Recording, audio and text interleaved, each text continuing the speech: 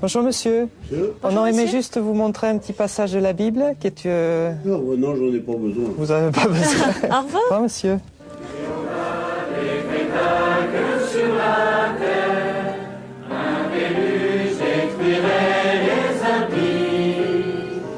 À Noé le fidèle, il donna l'ordre, fait une arche et les hommes avertis. Voilà ce que promet Dieu dans un avenir très proche, car les hommes droits sont ceux qui résideront sur la terre, et les hommes intègres sont ceux qui y resteront. Quant aux méchants, ils seront retranchés de la terre, et les traîtres, eux, en seront arrachés. Les événements mondiaux d'ailleurs et la chronologie biblique prouvent sans erreur possible que Jésus est invisiblement présent depuis 1914, comme les témoins de Jéhovah l'expliquent depuis si longtemps dans leurs publications et dans leurs prédications.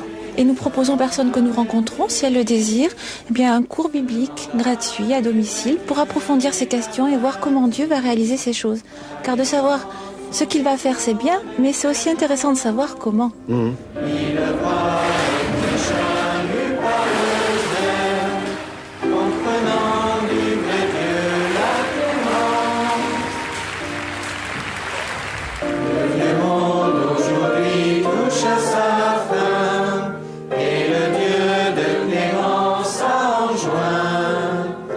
D'annoncer la nouvelle de ce grand jour, pour que l'homme attentif ne meure point.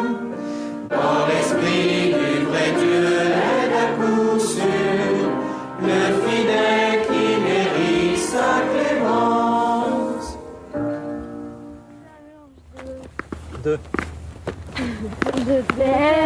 Aujourd'hui installé dans la banlieue de Lille, Vincent Bonnier vivait avec sa femme et ses 2 petites filles dans la région d'Avignon.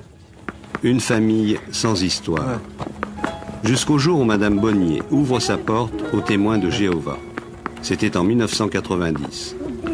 D'abord secrètement, puis ouvertement, elle adopte leurs croyances et leurs pratiques et elle tente de faire partager à son mari sa foi toute neuve, sans aucun succès. En moins de 2 ans, Vincent Bonnier va voir cette femme rieuse et enjouée qu'il aimait devenir peu à peu quelqu'un d'autre. Un témoin de Jéhovah se lève le matin et commence par consulter son petit livre qui lui indique quelles sont ses activités qu'il a à faire pour toute la journée, quelles sont les lectures qu'il doit faire et donc les textes qu'il faut apprendre, et, enfin tout son programme de la journée. C'est la première activité du matin, c'est de regarder ce petit livre et tout au long de la journée, donc cette activité se continue et se prolonge. C'est une activité de tous les instants. Alors bien sûr, en plus de ça, il y a des changements au niveau vestimentaire, il y a des changements au niveau des relations qu'on peut avoir. On fréquente de moins en moins la famille, on fréquente de moins en moins les amis qu'on avait, et on voit bien sûr de plus en plus arriver de temps en temps des témoins de Jéhovah, des visites impromptues ou plus ou moins organisées, mais c'est de plus en plus fréquent et régulier. Sa personnalité, vous l'avez vu changer sous vos yeux ? On ne s'habille plus pour séduire, on ne se maquille plus ou le moins possible. Et puis on devient peut-être, je dirais, plus renfermé. On devient moins participatif à la vie de famille. Donc on se renferme un petit peu, on a du mal à communiquer, à échanger. Et sa relation avec ses enfants a beaucoup changé aussi. Elle a toujours souhaité impliquer ses enfants dans ses activités et les pressions se sont faites au fur et à mesure de plus en plus fortes pour que les enfants soient instruits à la maison. Donc on leur fasse des lectures, discuter avec elles de ce qui était interdit ou autorisé chez les témoins de Jéhovah, discuter de leurs principes et puis si possible donc des pressions pour les faire participer aussi aux réunions à la salle du royaume. Et elles y sont allées ? Elles n'y sont pas allées, non. Elles n'y sont pas allées, je m'y suis toujours refusé. Toujours. Et j'en suis sûr que c'est ce qui est à l'origine de son départ. Bravo. En 1992, Madame Bonnier s'enfuit avec les 2 enfants. Elle accuse d'abord son mari de coups et blessures, puis d'actes incestueux.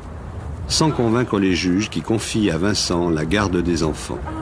Le divorce est aujourd'hui prononcé, Madame Bonnier ayant légalement la possibilité de reprendre ses filles pendant les vacances. Mais elle n'a jamais renoncé à leur inculquer ses croyances.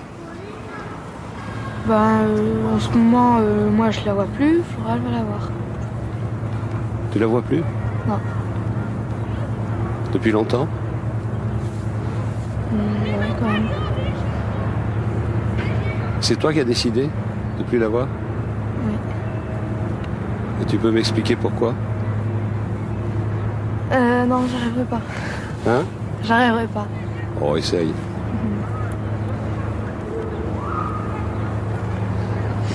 Tu veux pas trop qu'on en parle de ça? C'est- C'est pas ça. Hein? C'est pas ça. Je sais pas, moi. Quand tu étais avec elle, est-ce qu'elle t'emmenait chez les témoins de Jéhovah? Elle t'emmenait à la salle du royaume? Ouais. Elle me faisait l'étude de la Bible. Et qu'est-ce que tu en pensais? Au début, ça me dérangeait pas, après, si. Et puis après?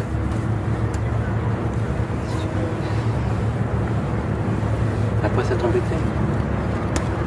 Hein? Qu'est-ce qu'il y a?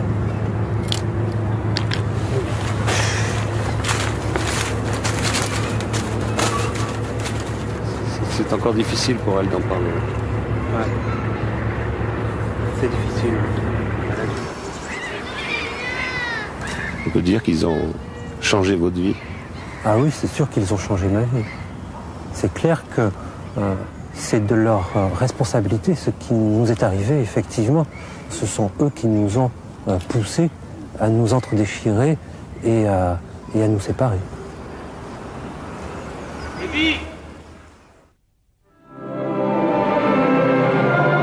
Ces hommes et ces femmes qui ont surgi dans la vie de Vincent Bonnier appartiennent en fait à la plus importante de ces communautés que certains appellent les nouvelles religions, d'autres les sectes.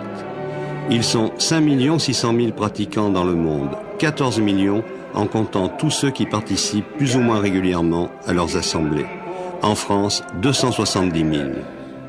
So, brothers, we ask you, are you happy?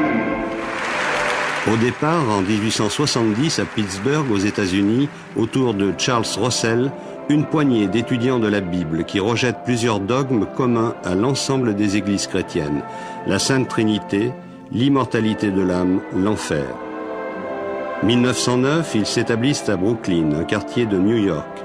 Très vite, ils ont compris l'efficacité des moyens modernes de diffusion et leur journal, La Tour de Garde, était déjà tiré en 1914 à 50 000 exemplaires. Charles Russell avait prédit le retour invisible du Christ pour octobre 1914. Lui et ses proches devaient littéralement s'élever dans les airs pour le rejoindre au paradis céleste. Tandis que sur la terre, Jéhovah ferait le tri entre les justes voués au paradis terrestre et les méchants, promis à l'extermination. Mais Charles Russell va mourir de maladie en 1916 sur la terre ferme.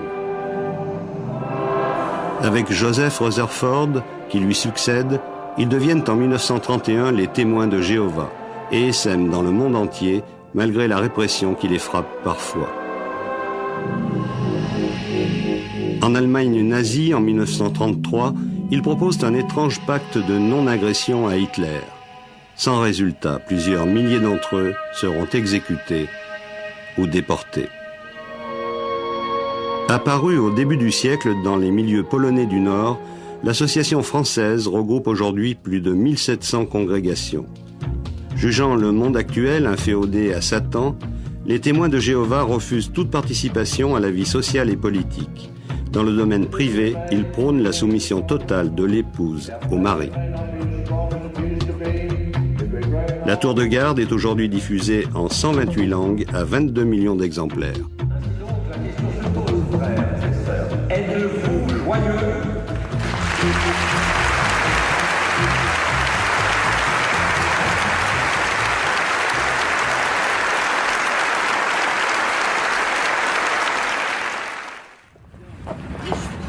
Lorsqu'ils se sont rencontrés il y a plus de 15 ans, Corinne et Yves Dallier étaient déjà tous deux témoins de Jéhovah. Et c'est avec leurs 2 enfants qu'ils fréquentent les réunions. 2 fois par semaine, pendant 2 heures, à la salle du Royaume, le temple des témoins de Jéhovah.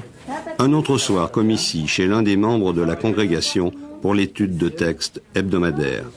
Dans le vocabulaire biblique des témoins, Yves Dallier est un ancien, une sorte de pasteur responsable d'une petite communauté de ce qu'ils appellent des brebis. Bien, je vous souhaite la bienvenue dans notre étude de livre, comme ce soir. Cette réunion va pouvoir commencer et une fois encore, je vous souhaite bien, sentez-vous à l'aise et je vais prononcer quelques mots. Notre Dieu Jéhovah, c'est avec grand plaisir que nous venons par cette prière te demander ta bénédiction sur cette étude, qu'elle soit pour chacun d'entre nous agréable, de pouvoir ainsi, dans de bonnes conditions, pouvoir examiner ta parole à l'aide de ce manuel. Nous te demandons ainsi de pouvoir être attentifs aux conseils qui nous sont donnés et de pouvoir les appliquer si cela nous est possible. Donc Jérémie, s'il te plaît, si tu veux dire. Une chrétienne divorcée a dit « Il y a une chose pire que d'être seule, c'est d'être mal mariée. » Les veuves du 1er siècle souffraient sans doute de la solitude, mais celles qui étaient avisées se tenaient occupées, recevant des étrangers, lavant les pieds des saints et venant en aide à ceux qui étaient dans la tribulation. Voilà, merci. Alors la question nous rappelle, quel danger menace ceux qui fréquentent des non-croyants en vue du mariage? Sentez-vous libre? Paragraphe 1. Michel? Oui, il y a un danger, c'est celui de fréquenter des non-croyants justement en vue du mariage. Et la Bible, donc, en 1 Corinthiens, chapitre 7, verset 39, nous dit de nous marier dans le Seigneur. Voilà, très bien. Est-ce qu'il y a un remède miracle pour convaincre la solitude? En s'entourant de la compagnie de gens saints. À chaque question, ils connaissent la bonne réponse comme de bons élèves. Mais elle semble toujours avoir été apprise par cœur dans un texte biblique. Notamment le livre des Proverbes. Très bien, donc on s'aperçoit ici qu'il ne faut surtout pas rester sur soi-même ou s'enfermer ou morfondre, plutôt aller vers l'extérieur et s'entourer de personnes, ce qui est important dans un tel cas. Très bien. On a l'impression que tout le monde pense la même chose, quoi, un peu. Bah écoutez, j'en suis très heureux. J'en suis très heureux que tout le monde pense la même chose. Maintenant, chacun est libre, vous avez vu constater, chacun est libre de s'exprimer. Quand quelqu'un a envie de dire quelque chose d'autre, eh bien, il s'exprime. S'il ne pense pas différemment, eh bien, il ne va pas aller à l'encontre exprès. Mais il est vrai que les témoins de Jéhovah ont partout dans le monde le même enseignement. Et ça, c'est, je dirais, plutôt une force d'unité aujourd'hui. Et dans un groupement religieux, partout dans le monde, on est capable de vous dire absolument le même langage que ce soir. Ça n'arrive jamais que vous ne soyez pas d'accord avec l'enseignement des témoins de Jéhovah? Si, ça arrive. Mais bien souvent, on se pose des questions, on est perplexe. Et on attend, parce que on pourrait se révolter tout de suite en disant « je suis pas d'accord, je comprends pas ». Et peu de temps après, on a la réponse. La réponse vient, soit au travers d'une publication, soit au travers d'une réflexion, d'un échange aussi, la communication avec d'autres, et on a la réponse. Vous ne vous sentez pas un peu en décalage par rapport à la société dans laquelle vous vivez? Par rapport à sa corruption, oui. Ouais. C'est-à-dire? Quand on est mère de famille comme je le suis, moi j'attends un monde de paix, en fin de compte, où mes enfants puissent grandir bien normalement, aller dans la rue sans avoir peur qu'on les agresse. Je sais pas, moi, entendre autour d'eux des paroles d'amour, de réconfort, pas des vulgarités, pas voir des... Et comme toujours, avec les témoins de Jéhovah, il y a une solution miracle, et elle est encore dans la Bible. J'ai vraiment envie qu'ils vivent dans un monde différent. Et le monde, en fin de compte, qu'on espère, grâce à la Bible, puisque c'est un livre prophétique, bien c'est un monde comme cela. Et vraiment, j'espère vraiment vivre un jour dans ce monde. Et mes enfants aussi. Au paradis, en somme. Un paradis, oui, mais un paradis sur Terre. Un paradis comme on peut le voir encore dans certaines îles. Par exemple, des îles de Polynésie, où on vit sans la télévision peut-être, mais où on vit avec la nature, où on vit dans de bonnes conditions, où on mange des bonnes choses, où on n'a pas peur que la pollution nous tombe sur la tête.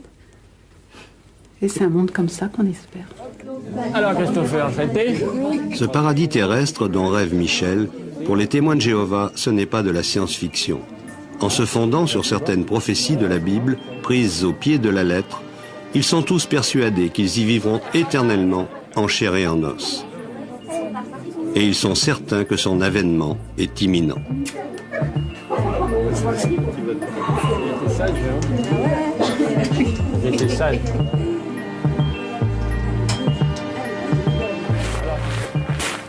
Dans la banlieue de Châteauroux, la maison des Dalliers, où Corinne a installé son atelier et où elle reçoit ses clients. Voilà. Alors donc je vous ai appelé au sujet de votre peinture parce qu'il faudrait qu'on... Elle est doreuse-sur-bois et restauratrice de tableaux et réputée dans toute la région. Relativement fragilisée. Et quand on la regarde vraiment bien au jour, je ne sais pas si vous le voyez, mais il y a des petits points, si vous voulez. Vous voyez, il y a des petits points. À peine revenue de l'école avec sa meilleure amie, Cindy s'est précipitée sur son ordinateur. Tandis que Nicolas retrouve dans sa chambre ses chers effets spéciaux.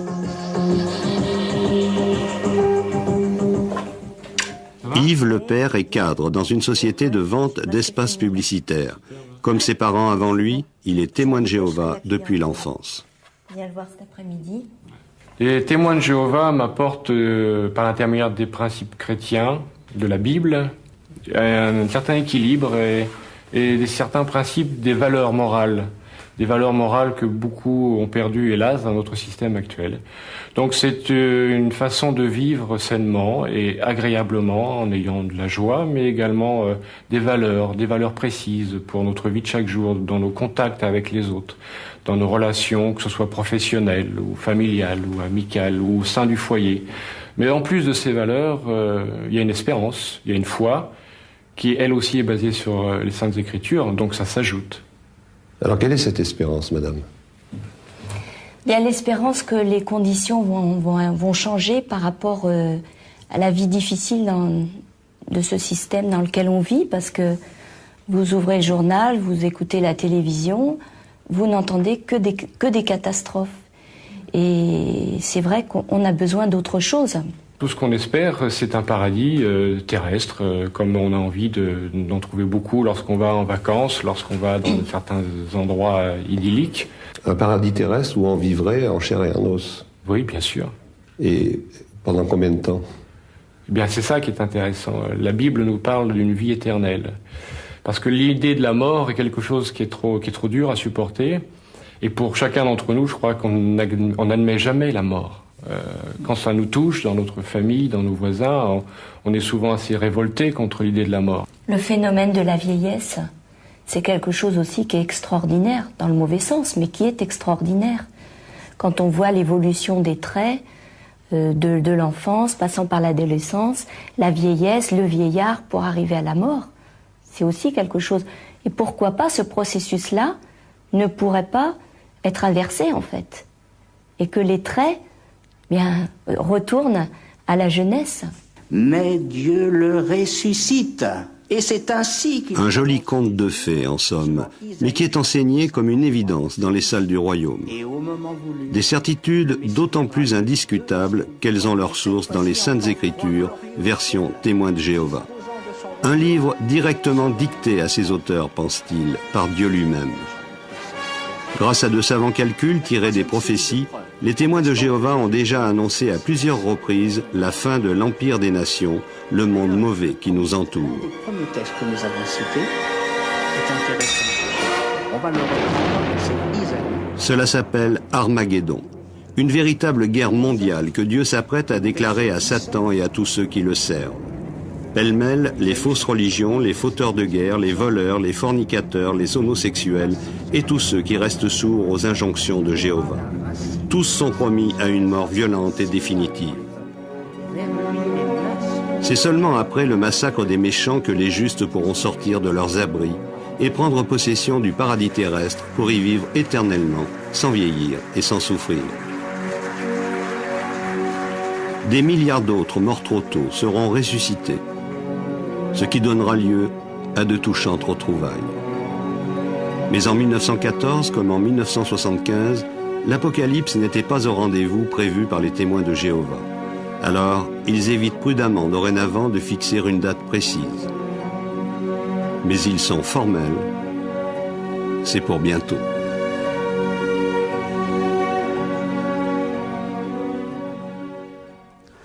Cela peut paraître difficile à croire, mais c'est une démarche de foi.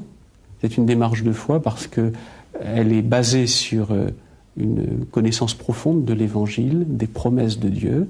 Et en tant que chrétiens, nous avons acquis la conviction que Dieu ne peut mentir. Vous n'avez aucun doute? Pas de doute dans ce domaine-là. Ça ne se discute pas, ce qui est dans la Bible. C'est paroles d'évangile, comme on dit. C'est paroles d'évangile, on peut dire cela. Disons que, à cette nuance près, que tout ce que contient la Bible, tous les mots, ne sont pas forcément, ne véhiculent pas forcément. Il y a des symbolismes aussi dans la Bible, je dirais. Mais son contenu est parole de Dieu. Par exemple, pour vous, quel est l'âge de l'humanité?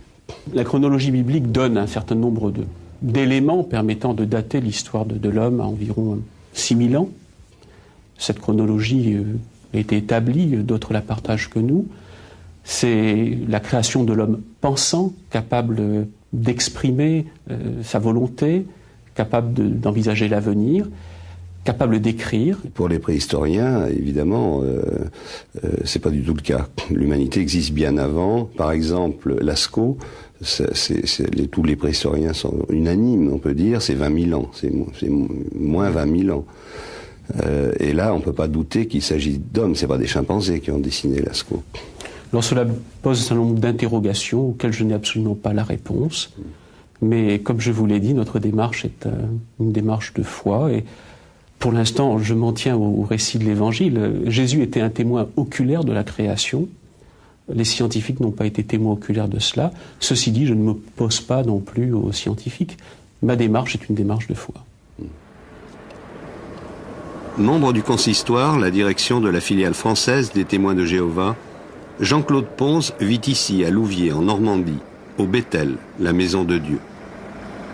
Père, s'il te plaît, veuille accepter ces quelques mots de prière au nom de Jésus-Christ, ton Fils, notre exemple parfait. Amen.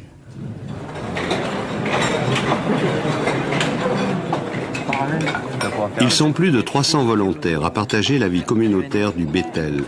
Il y a quelques célibataires, mais la plupart sont des couples mariés qui ont renoncé à avoir des enfants pendant toute la durée de leur séjour ici, afin de se consacrer entièrement au service de la communauté. Ce sont eux qui assurent les tâches quotidiennes. Le service du courrier reçoit environ 1000 lettres par jour ouvrables, plus de 200 000 par an auxquelles il faut répondre une par une. Il y a les hommes et les femmes de ménage, et aussi une dizaine de cuisiniers, un boulanger et 7 serveurs qui assurent l'intendance. Chaque jour, environ 350 couverts à chaque repas. Et les jours d'Adam après qu'il eut engendré Seth furent de 800 ans. D'autres, pendant ce temps, peuvent se consacrer à l'enregistrement de la Bible version Témoins de Jéhovah en 70 cassettes. Se montèrent à 930 ans et il mourut. Ou traduire en français les textes de Réveillez-vous et La Tour de Garde, des publications intégralement conçues et mises en page au quartier général de Brooklyn, aux États-Unis, et reproduites à l'identique par toutes les filiales. 25 membres du Bethel assurent l'édition française à l'imprimerie de Louviers. Tous exercent un véritable métier, plus ou moins qualifié, parfois dangereux.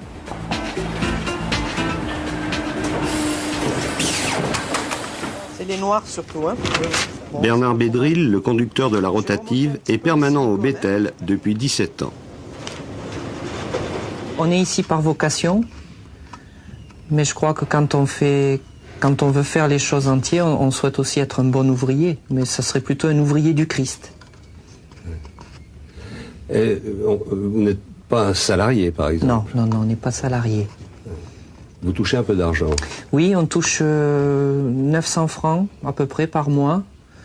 Ça équivaut, si vous voulez, à une sorte d'argent de poche, puisque la communauté prend soin de nous, on est nourri, logé, blanchi.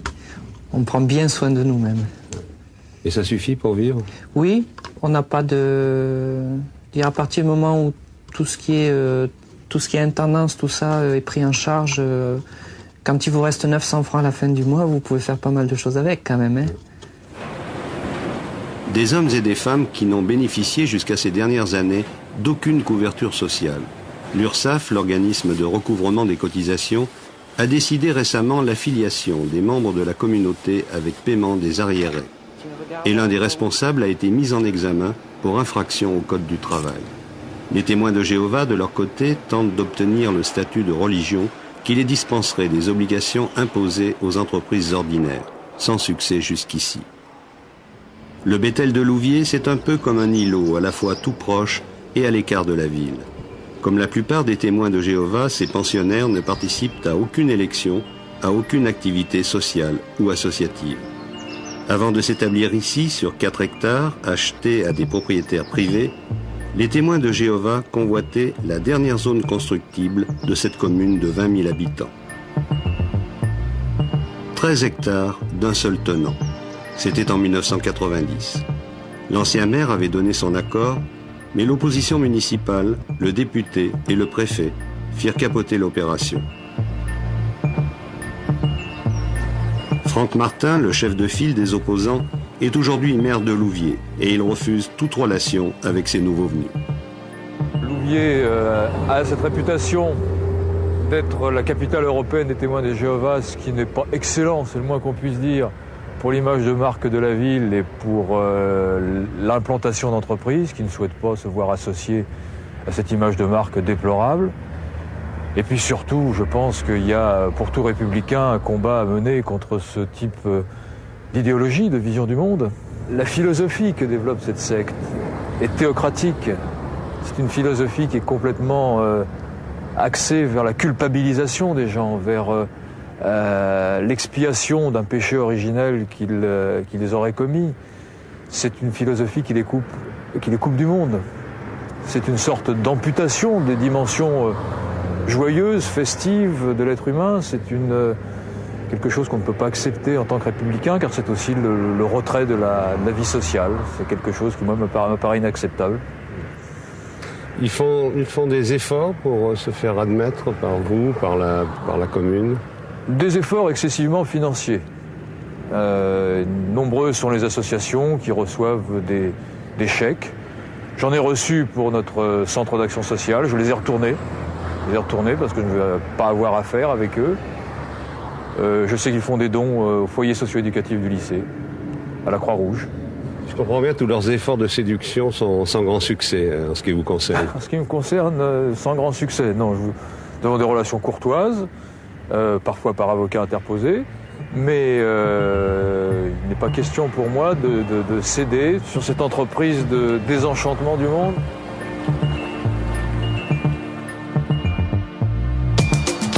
Les témoins de Jéhovah, c'est aussi une organisation internationale, la Watchtower Society, la société de la tour de garde. Depuis 1909, le quartier général est établi ici, à Brooklyn, au-dessus du port de New York. Tout un quartier peu à peu colonisé pour abriter 3000 membres du Bethel américain et la direction mondiale de la communauté. 3000 autres vivent dans 2 autres sites de la région.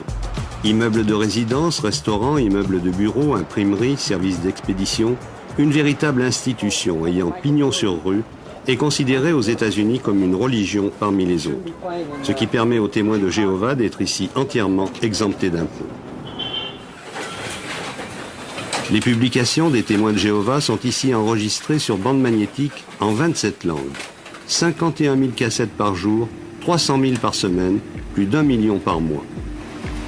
Elles porteront la bonne parole aux 4 coins des États-Unis, mais aussi en Amérique latine, en Asie, en Afrique. Celles-ci sont destinées aux enfants hispanisants, mais il y en a pour tous les publics. Un étage plus bas, le joyau de l'entreprise, l'imprimerie. Qui a écrit la Bible, Dieu ou les hommes? C'est le titre de l'ouvrage imprimé aujourd'hui. 100 000 exemplaires par jour. Grâce aux 30 filiales réparties dans le monde, il sera édité en plus de 200 langues différentes.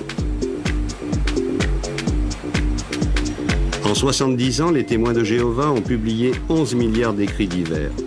Chaque mois, 3 millions de Bibles et autres ouvrages bibliques sortent des rotatives, ici à Brooklyn. On s'efforce vraiment de rendre la Bible accessible. Notre but, c'est vraiment d'aider les gens à la connaître, à la posséder et puis à la lire aussi. Parce qu'en tant que chrétien, c'est vraiment notre but. C'est montrer que la Bible, c'est le guide dont nous avons besoin pour régler les difficultés de la vie. Donc qui est toujours valable aujourd'hui. Oui, qui est toujours valable aujourd'hui. Autant il y a plus de 2000 ans, la Bible est toujours aussi valable, toujours aussi utile. Et nous, on est persuadés que si on la connaît, si on l'estime, si on l'apprécie, c'est un livre qui est utile et qui donne un sens à notre vie. Et parce qu'on est chrétien, on veut défendre cela. C'est notre principal objectif. Service expédition. Les commandes spécifiques de chaque congrégation sont prises en compte une par une dans des délais records. Comme à Louviers, les membres du Bethel américain sont soumis à des horaires et à des rythmes de travail d'ouvriers d'usine. Ils sont nourris, logés, blanchis, avec pour tout salaire un peu d'argent de poche, 95 $, environ 600 francs par mois.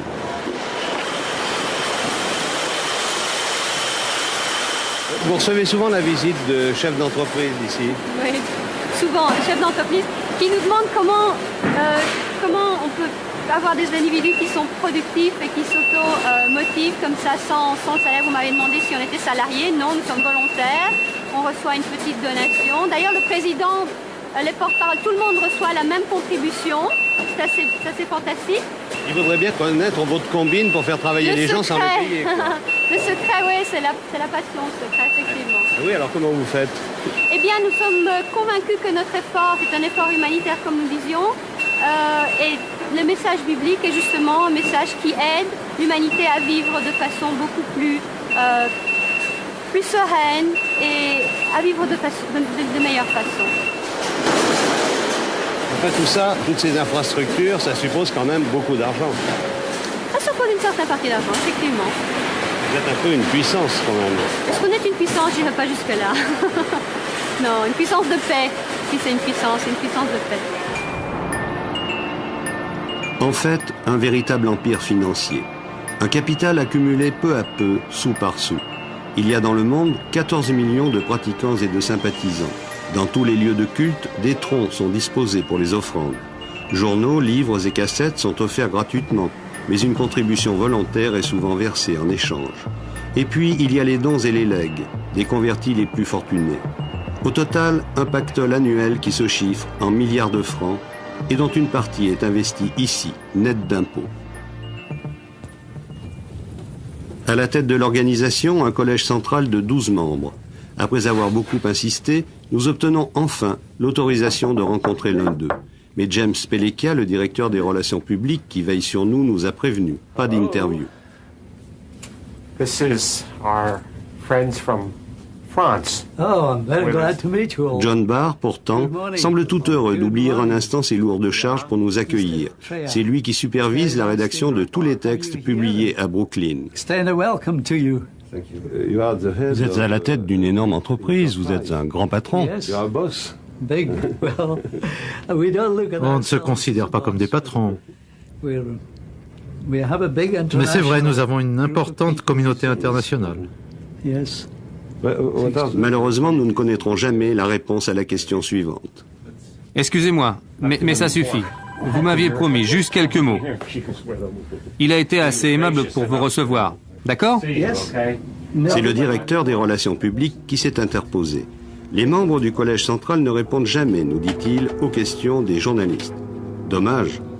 Nous ne saurons pas si leurs réunions hebdomadaires ressemblent plutôt à une assemblée de cardinaux ou à un conseil d'administration de grande entreprise.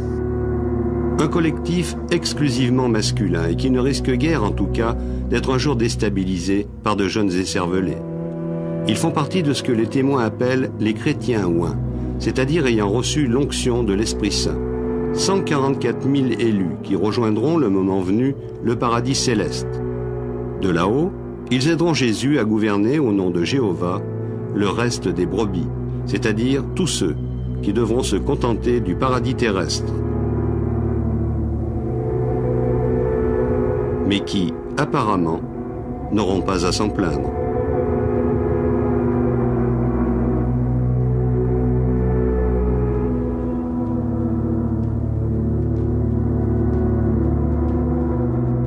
Une bonne nouvelle qui s'affiche nuit et jour dans le ciel de New York et que des millions de témoins vont relayer sous toutes les latitudes.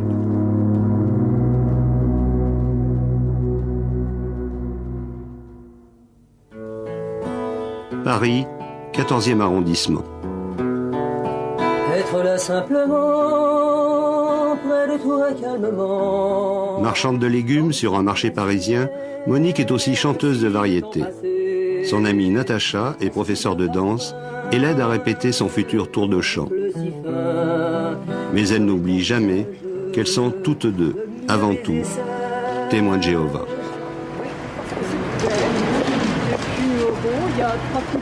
C'est encourageant pour les personnes de savoir ce qu'elle dit. On propose ça gratuitement, un cours biblique gratuit à domicile. Mais moi, ça m'intéresse. Eh bien, mademoiselle, nous vous remercions de votre accueil. Nous souhaitons une bonne journée. Et un bon week-end. Au revoir, mademoiselle. Merci. Vous permettez qu'on frappe chez vous, monsieur, pour parler 2 minutes avec vous? Bon, notre désir, c'est de montrer l'espérance que donne la Bible par rapport à l'avenir. Ah, j'ai pas trop le temps, je vous avoue. Au revoir, monsieur. Tenez, je vais vous offrir ces 2 derniers journaux. La Tour de garde, réveillez-vous. Vous pouvez connaître un avenir radieux, mademoiselle. Et l'accident vasculaire cérébral, c'est un dossier médical. Le porte-à-porte, c'est l'activité centrale des témoins de Jéhovah qui lui consacrent en moyenne une dizaine d'heures par mois, parfois beaucoup plus. En fin de mois, chacun fait son rapport et les heures de prédication de tous les fidèles du monde sont comptabilisées. L'an dernier, plus d'1 milliard d'heures. Un travail de fourmi, des portes qui se referment plus ou moins sèchement. Et puis parfois, quelqu'un, une solitude, une détresse et le besoin de réconfort. La fleuriste cambodgienne du coin de la rue, par exemple, qui élève seule son fils et qui n'a plus aucune autorité sur lui. Une cible idéale. Leurs petits camarades de classe. Et ça peut rapprocher les parents des enfants. Ah oui, c'est très important. C'est très important. Comprendre à l'heure actuelle. Et ce qui serait formidable, c'est que je puisse examiner avec lui et vous quelques passages de la Bible. Ça serait possible un jour? Oui, bien sûr. Ça serait gentil. Tenez, bien sûr. Je vais prendre, c'est dans le livre, c'est dans la lettre de Paul, que Paul écrit aux Éphésiens. Madame est du Cambodge. Oui. Et là, toute sa famille a été décimée là-bas avec les Khmers rouges, etc. Ce qui s'est passé. Alors elle est seule pour élever son enfant et ça commence à poser quelques problèmes, c'est tout. C'est pour ça que j'ai le plaisir de venir voir madame et de lui montrer bien que la Bible donne des solutions pour l'avenir. Et puis que c'est réconfortant également bien, de connaître les promesses que Dieu nous fait dans un avenir très proche. Ça m'a donné des idées, comme ça. Parce que des fois, comme je vous ai dit, le monde actuel, c'est pas comme le monde avant, comme j'ai vécu avant. Avec mes parents, les enfants maintenant, avant, nous sommes très obéissants vis-à-vis de nos parents. Mais les enfants maintenant, ils sont trop rebelles, ils sont... donc ça m'a donné des idées, ça m'a aidé à... C'est pas facile d'élever les enfants. Hein. Voilà, c'est cela. Et l'autre jour, j'ai pu me rendre compte, en venant un après-midi, vous saluer, vous étiez déprimé. Il y a quelques jours, et nous avons pris quelques passages de la Bible ensemble, et ensuite, vous m'avez dit que ça vous avait fait du bien. C'est vrai. Voilà. C'est vrai. Alors, c'est très encourageant, et c'est pour ça que je reviens avec un grand, grand plaisir. Et le but, c'est d'encourager les gens. L'éducation des enfants, version témoin de Jéhovah. Une enfance privée d'anniversaire et de toutes ses fêtes qu'il juge païennes. Séverine Chapelle avait 6 ans lorsque sa mère l'a entraînée pour la première fois dans une salle du royaume de Rouen. Elles ont rompu toutes deux avec les témoins il y a 2 ans. Depuis, Séverine est en traitement, en hôpital de jour. Quelle image vous aviez du monde? Une image mauvaise. Le monde était méchant. Tout le monde était méchant, il n'y avait que les témoins de Jéhovah qui étaient bien. Le monde, c'est un monde dépravé. Tel qu'on me l'a enseigné, c'était un monde dépravé. Les jeunes ne pensent qu'à s'amuser, à boire, à fumer, et puis ils font rien d'autre. En fait, c'est des jeunes normaux qui veulent vivre. Et nous, on n'a pas le droit de vivre quand on est témoin de Jéhovah. La vie présente, ça compte pas. On vit dans le passé parce qu'il faut apprendre l'histoire du peuple juif. On vit dans le futur parce qu'il faut penser au paradis. Mais le présent, on n'a pas le droit d'y penser. Ça fait comme si on était déjà mort. Quand vous parlez beaucoup de ce qui va arriver, d'Armageddon, on nous parle énormément d'Armageddon. C'est-à-dire la fin de ce monde, quoi. La fin de ce monde, oui. Ouais. Et on nous montre des images très impressionnantes quand on est enfant. J'en ai une là qui m'avait beaucoup marqué, où on voit des enfants et des animaux en train de disparaître dans un gouffre. Mais quand on est enfant, c'est des images qui choquent beaucoup, ça. Ça vous faisait peur? Ça me faisait très peur, oui. Et je comprenais pas pourquoi Dieu pouvait détruire les enfants, au nom de quoi on détruit un enfant. Alors je demandais des explications, et on me disait, c'est les parents qui sont responsables de leurs enfants. Dieu fait que ce qu'il a à faire. Je me disais que c'était un Dieu méchant, mais j'en connaissais pas d'autres. Mais il y avait aussi le paradis qui était promis pour certains. Oui, le paradis, mais il faut passer par tellement de choses compliquées et qui font peur avant que le paradis, j'y pensais pas tellement. Je pensais beaucoup à la mort. Et maintenant, encore pire. Comment vous avez quitté les témoins de Jéhovah? Je veux dire, ça s'est fait insensiblement? Oui, ça s'est fait progressivement. Je vous dis, en assistant moins régulièrement aux réunions, déjà, donc la programmation se fait moins bien. On n'entend plus parler le même langage, on voit un petit peu l'extérieur. Et puis moi, je suis suivie en hôpital de jour, donc j'ai fréquenté des personnes qui n'avaient jamais été témoins de Jéhovah, qui voyaient la vie différente de la manière dont je la voyais moi. J'ai vu des médecins, des infirmiers, ça m'a permis de voir différemment. J'ai beaucoup discuté et puis ça m'a beaucoup aidé. Pourquoi vous êtes allé en hôpital de jour? Parce que j'avais été très perturbée par l'enseignement des témoins de Jéhovah, notamment sur Armageddon et puis des tas d'autres choses. J'étais très perturbée. Mentalement, psychologiquement, j'étais complètement démolie. Et là, ça commence à revenir progressivement, mais c'est dur quand même. Et vous avez, donc à 26 ans, on peut dire, un peu découvert le monde? J'ai découvert le monde, oui. Et j'apprécie. Il y a comme des moments magiques. Quand on se retrouve, par exemple, quand je me retrouve au cinéma avec quelqu'un qui n'est pas témoin de Jéhovah et à regarder un film qui me plaît à moi, bah, c'est comme si c'était magique. Je découvre la vie. J'avais pas le temps. Alors finalement, comment vous l'avez trouvé, le monde? Ben, je l'ai trouvé bien, moi, le monde. Puis j'ai trouvé des gens sympas. Mais les témoins de Jéhovah aussi sont des gens gentils. En apparence, mais si on gratte un petit peu, ils sont loin d'être gentils. C'est-à-dire? C'est des gens qui sont méchants entre eux. Par exemple, ils passent tout leur temps à ses pieds les uns les autres pour voir s'il n'y a pas une petite faute de fait. Un jeune, par exemple, qui aurait pris une taffe de cigarette, par exemple, et puis qui aurait été vu par un jeune témoin de Jéhovah, il faut le dénoncer. On n'a pas le droit. Ça, c'est strictement interdit, par contre. On n'a pas le droit de fumer. Et on vous demande de dénoncer quand... Oui, on nous demande de dénoncer. Parce qu'autrement, on est responsable du péché commis par la personne dans la mesure où on ne la dénonce pas. C'est-à-dire qu'au moment d'Armageddon, la personne sera détruite et nous avec parce qu'on n'a pas dénoncé. On est responsable de tout, quoi. On est responsable les uns des autres. Alors qu'est-ce qui est déconseillé encore? Alors les lectures philosophiques, par exemple, la philosophie c'est interdit. On n'a pas le droit de philosopher sur la vie. La vie ça appartient à Dieu, on médite que sur ce que Dieu autorise ou non. Alors les lectures, alors les romans d'amour c'est déconseillé aussi parce que c'est à l'eau de rose. Et puis la vie est pas à l'eau de rose, on n'a pas le droit de rêver, il faut pas rêver. Un témoin de Jéhovah ça ne rêve pas. La télévision c'est déconseillé. À les entendre, tout est pornographique à la télévision. Pornographique ou violent, mais il n'y a pas de juste milieu. À part éventuellement les reportages sur les animaux. Encore à condition qu'ils ne fassent pas de saleté, les animaux. Parce que même eux, ils en font. Quelle idée vous aviez du mot liberté? J'en avais pas d'idée. Liberté, je connaissais pas. Bon. Maintenant, la liberté, c'est de faire tout ce que j'ai envie de faire dans la mesure où je peux me le permettre. Maintenant, je suis libre de tout. Si je veux fumer une cigarette, je me gêne pas. Puis je pense pas à Dieu quand je l'allume. Ça me dérange pas. Il vous manque pas, Jéhovah? Oh non, il me manque pas, non. Pas du tout. Dieu ne me manque pas. Je crois même plus en Dieu, de toute façon. J'ai une croix autour du cou parce que c'est un bijou comme un autre. Mais personnellement, je préfère ne pas croire en Dieu. Parce que j'en ai pas connu un autre qu'un Dieu comme ça. Pour moi, c'est un Dieu cruel, donc je cherche pas à en connaître un autre. Actuellement en traitement à l'hôpital Broussais à Paris, Thérèse Paul, au contraire, n'a jamais songé à renier ce Dieu sévère et elle est entièrement soumise à chacun de ses commandements. Opérée pour la 2e fois d'une grave maladie de cœur par le docteur Couetil, elle avait posé ses conditions. Pas question, quoi qu'il arrive, d'effectuer sur elle la moindre transfusion sanguine, pas même une autotransfusion. Un tabou absolu pour les témoins de Jéhovah qui s'appuient sur un interdit de la Bible, pourtant purement alimentaire. Tu ne consommeras pas de sang. L'équipe du professeur Carpentier à Broussais a déjà opéré des dizaines de témoins en respectant leurs désirs, grâce à l'usage de techniques alternatives extrêmement sophistiquées. Les médecins disent eux-mêmes qu'ils font l'impossible pour que ça ne se produise pas, mais il peut arriver, on ne peut pas exclure, que ça se produise et qu'à un moment, on soit dans une situation limite, critique, et que sans transfusion, le patient meurt. Je pense pas.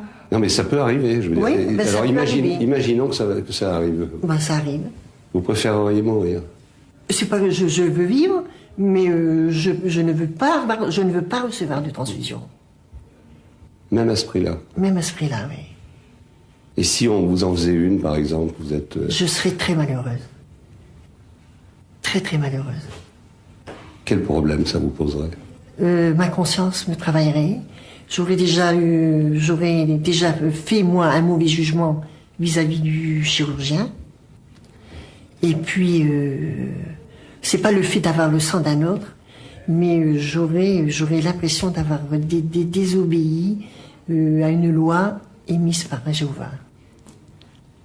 Oui, mais en même temps, peut-être que vous trouviez que la vie est belle? Non. Ah non, pas du tout. Pas du tout. Pas du tout. Là, je suis heureuse. Parce que j'ai fait la volonté de Dieu. Vous voyez, là, je suis heureuse. Je ne suis pas une fanatique. Mais j'obéis au commandement de la Bible. Jéhovah a donné des lois. Vous êtes libre de les accepter ou de les refuser. Mais, à ce moment-là, on va à la mort. Vous voyez, j'accepte du sang. Moi, j'accepte du sang. Je perds quelque chose de merveilleux. C'est-à-dire une vie éternelle dans un paradis.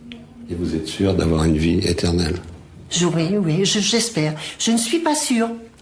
Et moi qui ne suis pas témoin de Jéhovah? Vous pouvez le devenir. Mais si je ne le deviens pas? Ben, non. C'est mauvais pour moi. Non, c'est mauvais pour vous, oui.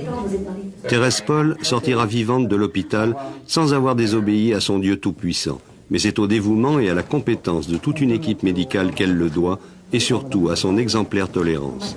Des soignants qui savent bien pourtant que malgré leurs infinies précautions, ils risquent à chaque fois de se trouver devant le terrible dilemme. Faire une transfusion quand même, ou laisser mourir un patient.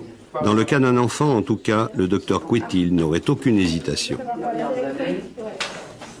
S'agissant de moi personnellement, jamais je laisserai mourir un enfant.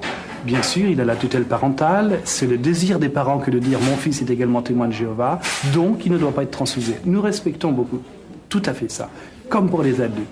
Mais si un jour je suis devant, j'espère, quelque chose qui n'arrivera jamais, c'est-à-dire il meurt ou je transfuse, voilà une question à résoudre, dans ce cas-là, s'agissant des enfants, et là on parle tout à fait des enfants, je verrai les parents, bien entendu, je leur dirai voilà votre fils ou votre enfant, disons, va mourir si on ne transfuse pas. Je suis sûr de la réponse des parents, ils me diront hors de question de transfuser.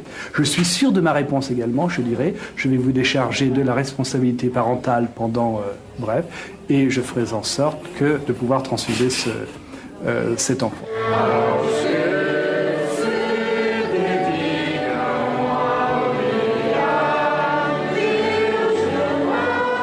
Jour de fête, un samedi à Creil, dans la région parisienne. La communauté de langue portugaise des témoins de Jéhovah baptise deux des siens,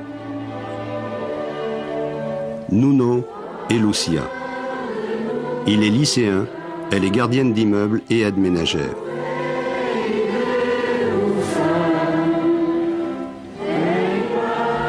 Une petite piscine avec cabine a été aménagée dans ce centre régional des témoins de Jéhovah,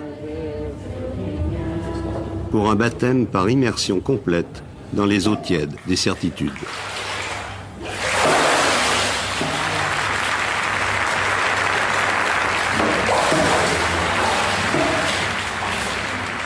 C'est un jour important pour vous?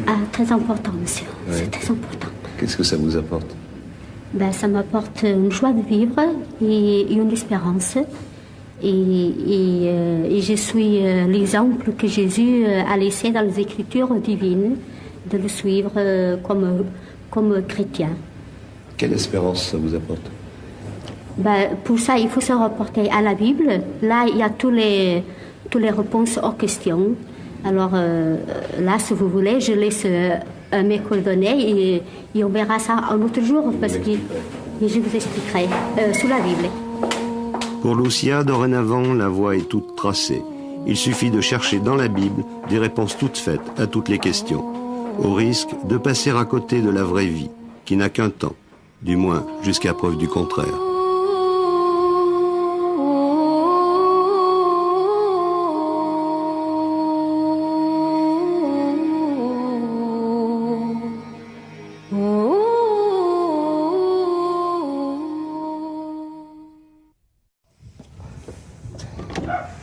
Bonjour monsieur.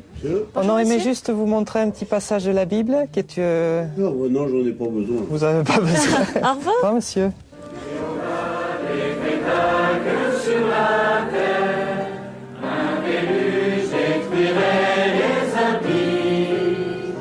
À Noé le fidèle, il donna l'ordre, fait une arche et les hommes avertis. Voilà ce que promet Dieu dans un avenir très proche, car les hommes droits sont ceux qui résideront sur la terre, et les hommes intègres sont ceux qui y resteront. Quant aux méchants, ils seront retranchés de la terre, et les traîtres, eux, en seront arrachés. Les événements mondiaux d'ailleurs et la chronologie biblique prouvent sans erreur possible que Jésus est invisiblement présent depuis 1914, comme les témoins de Jéhovah l'expliquent depuis si longtemps dans leurs publications et dans leurs prédications. Et nous proposons aux personnes que nous rencontrons, si elles le désirent, eh bien un cours biblique gratuit à domicile pour approfondir ces questions et voir comment Dieu va réaliser ces choses. Car de savoir ce qu'il va faire, c'est bien, mais c'est aussi intéressant de savoir comment.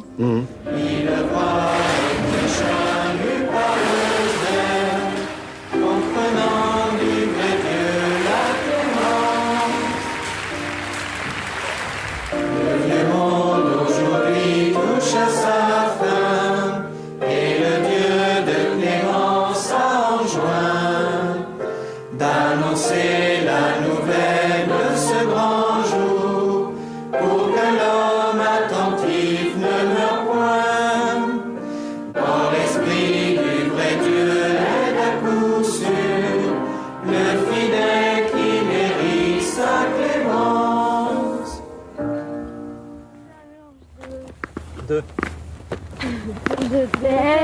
Aujourd'hui installé dans la banlieue de Lille, Vincent Bonnier vivait avec sa femme et ses deux petites filles dans la région d'Avignon. Une famille sans histoire. Jusqu'au jour où Madame Bonnier ouvre sa porte aux témoins de Jéhovah. C'était en 1990. D'abord secrètement, puis ouvertement, elle adopte leurs croyances et leurs pratiques et elle tente de faire partager à son mari sa foi toute neuve, sans aucun succès.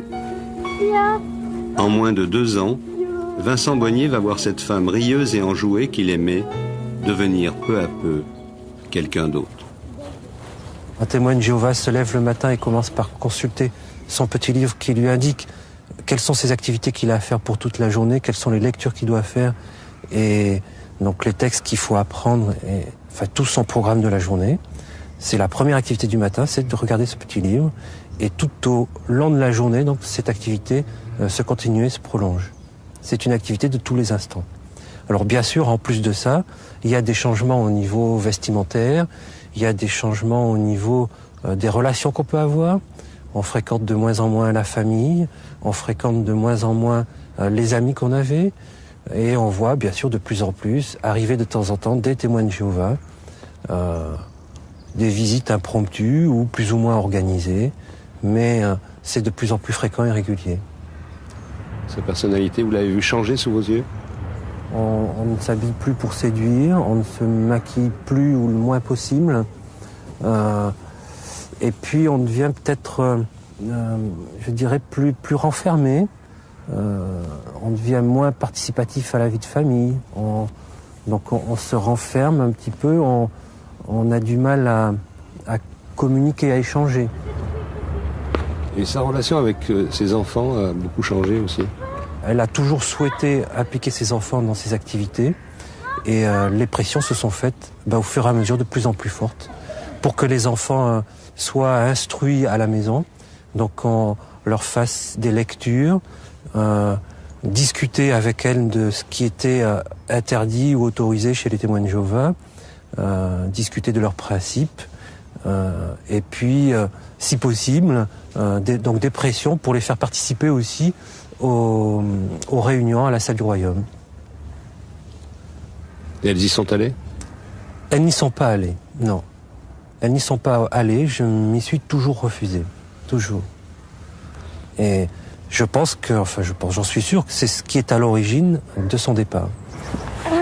Bravo. En 1992, Madame Bonnier s'enfuit avec les 2 enfants. Elle accuse d'abord son mari de coups et blessures, puis d'actes incestueux, sans convaincre les juges qui confient à Vincent la garde des enfants. Le divorce est aujourd'hui prononcé, Madame Bonnier ayant légalement la possibilité de reprendre ses filles pendant les vacances.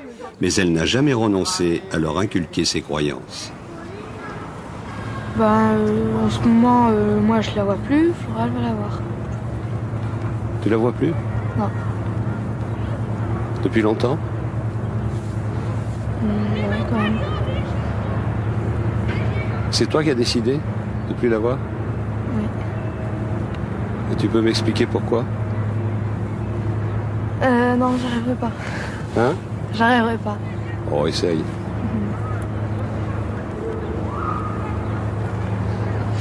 Tu veux pas trop qu'on en parle de ça?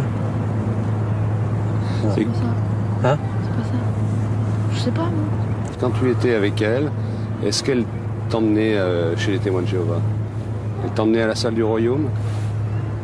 Ouais. Elle me faisait l'étude de la Bible. Et qu'est-ce que tu en pensais? Au début, ça me dérangeait pas, après, si. Et puis après?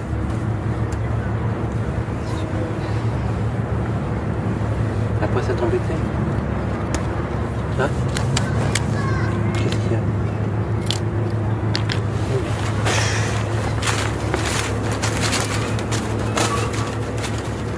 C'est encore difficile pour elle d'en parler. Ouais. C'est difficile. On peut dire qu'ils ont changé votre vie? Ah oui, c'est sûr qu'ils ont changé ma vie. C'est clair que c'est de leur responsabilité ce qui nous est arrivé, effectivement. Ce sont eux qui nous ont poussés à nous entredéchirer et à nous séparer.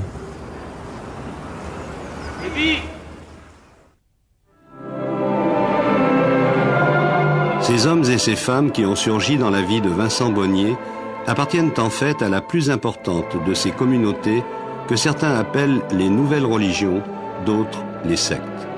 Ils sont 5 600 000 pratiquants dans le monde, 14 millions en comptant tous ceux qui participent plus ou moins régulièrement à leurs assemblées.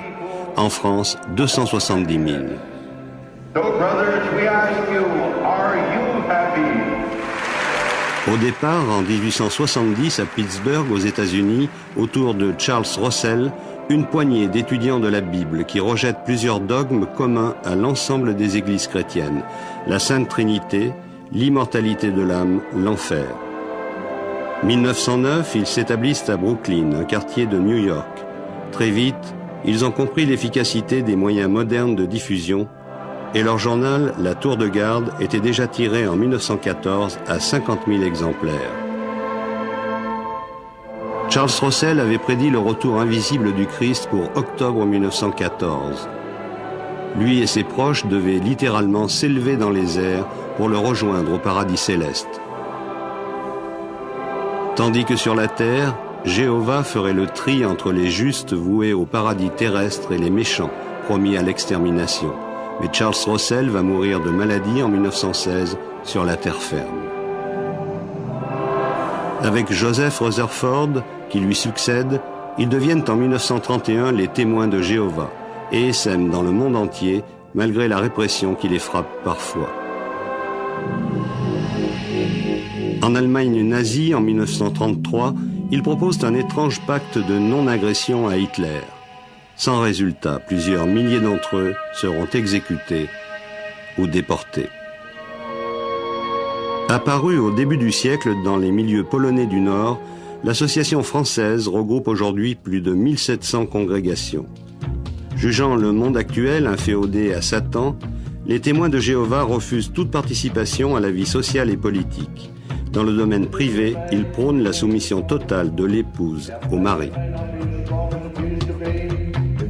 La Tour de Garde est aujourd'hui diffusée en 128 langues à 22 millions d'exemplaires.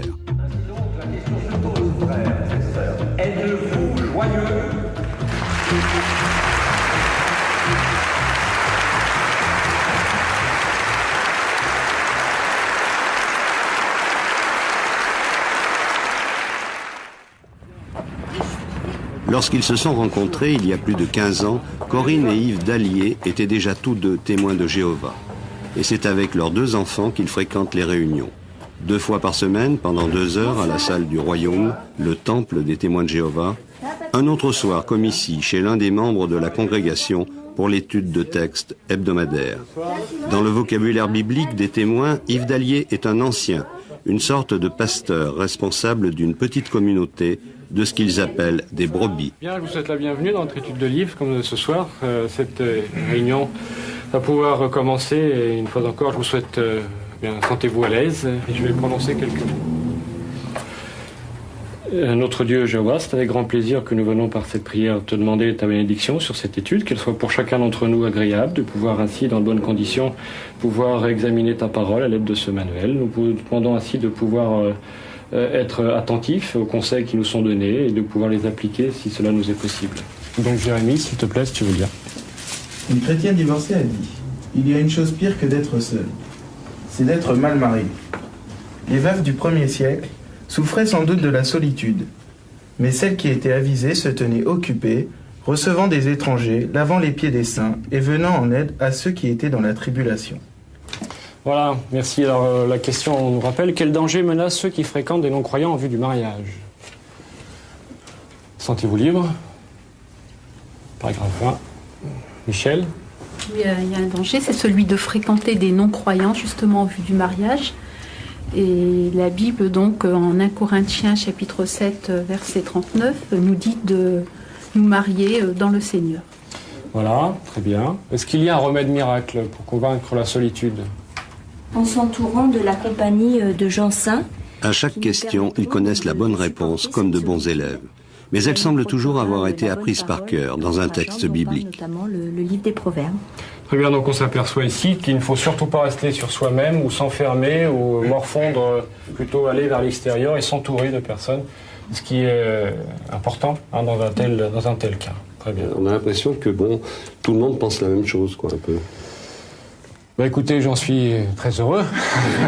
J'en suis très heureux que tout le monde pense la même chose. Maintenant, chacun est libre, vous avez vu constater, chacun est libre de s'exprimer. Quand quelqu'un a envie de dire quelque chose d'autre, eh bien, il s'exprime.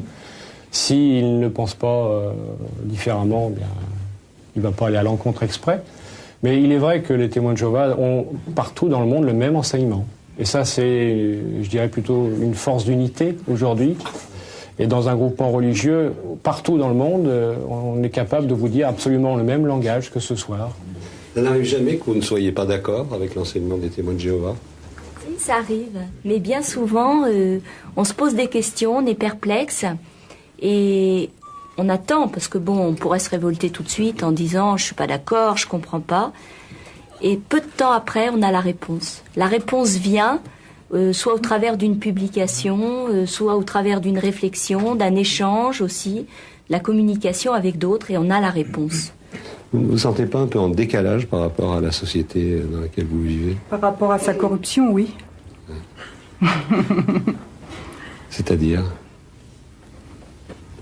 Quand on est mère de famille comme je le suis, moi j'attends un monde de paix, en fin de compte, où mes enfants puissent grandir bien normalement, aller dans la rue sans avoir peur qu'on les agresse. Je sais pas, moi, entendre autour d'eux des paroles d'amour, de réconfort, pas des vulgarités, pas voir des... Et comme toujours, avec les témoins de Jéhovah, il y a une solution miracle, et elle est encore dans la Bible. J'ai vraiment envie qu'ils vivent dans un monde différent. Et le monde, en fin de compte, qu'on espère, grâce à la Bible, puisque c'est un livre prophétique, bien c'est un monde comme cela. Et vraiment, j'espère vraiment vivre un jour dans ce monde. Et mes enfants aussi. Au paradis, en somme.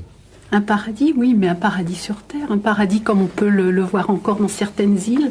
Par exemple, des îles de Polynésie, où on vit sans la télévision peut-être, mais où on vit avec la nature, où on vit dans de bonnes conditions, où on mange des bonnes choses, où on n'a pas peur que la pollution nous tombe sur la tête.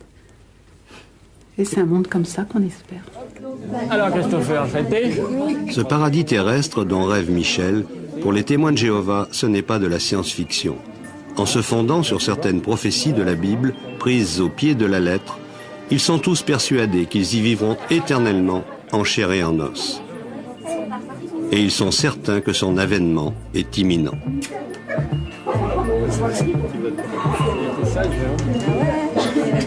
Il était sage.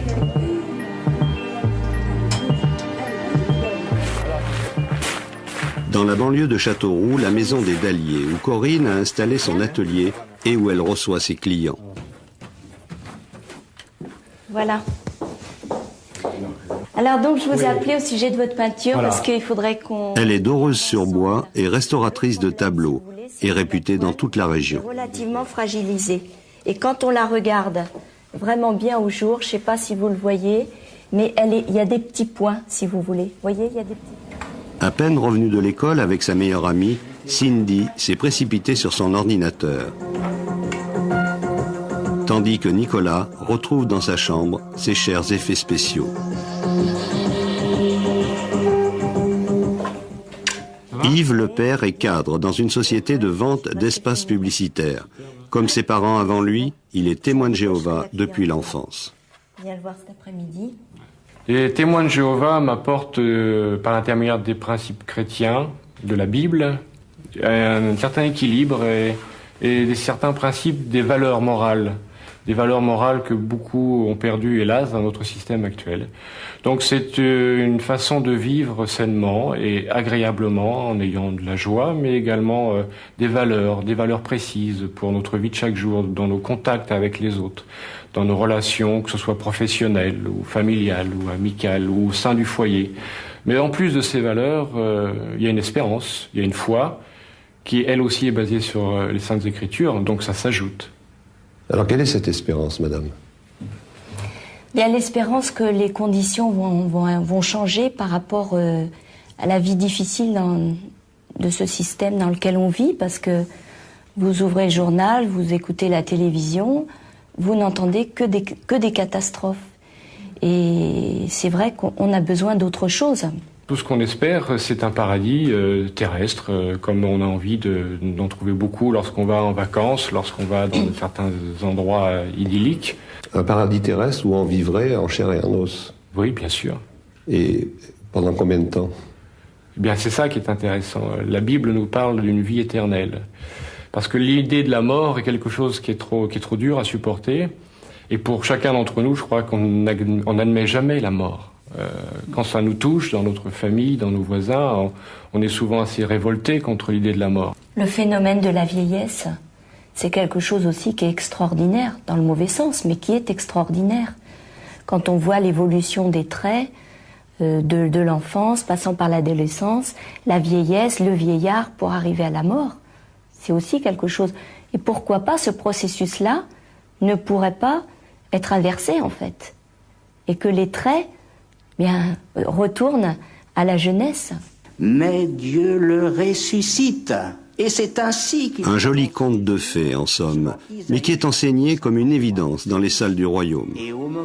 Des certitudes d'autant plus indiscutables qu'elles ont leur source dans les Saintes Écritures, version témoin de Jéhovah.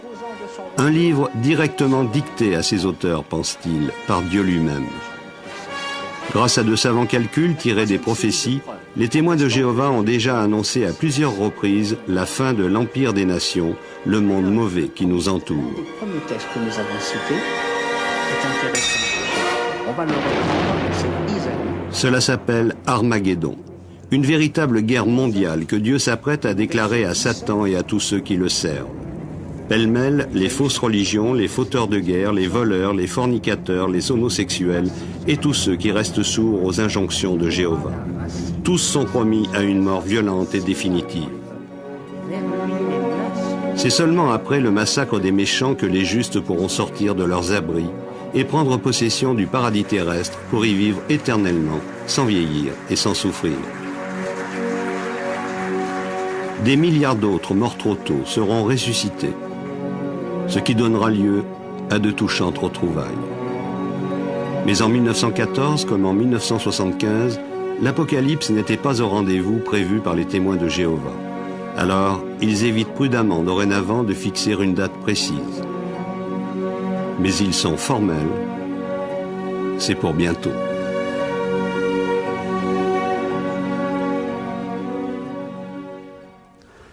Cela peut paraître difficile à croire, mais c'est une démarche de foi. C'est une démarche de foi parce qu'elle est basée sur une connaissance profonde de l'Évangile, des promesses de Dieu. Et en tant que chrétiens, nous avons acquis la conviction que Dieu ne peut mentir. Vous n'avez aucun doute?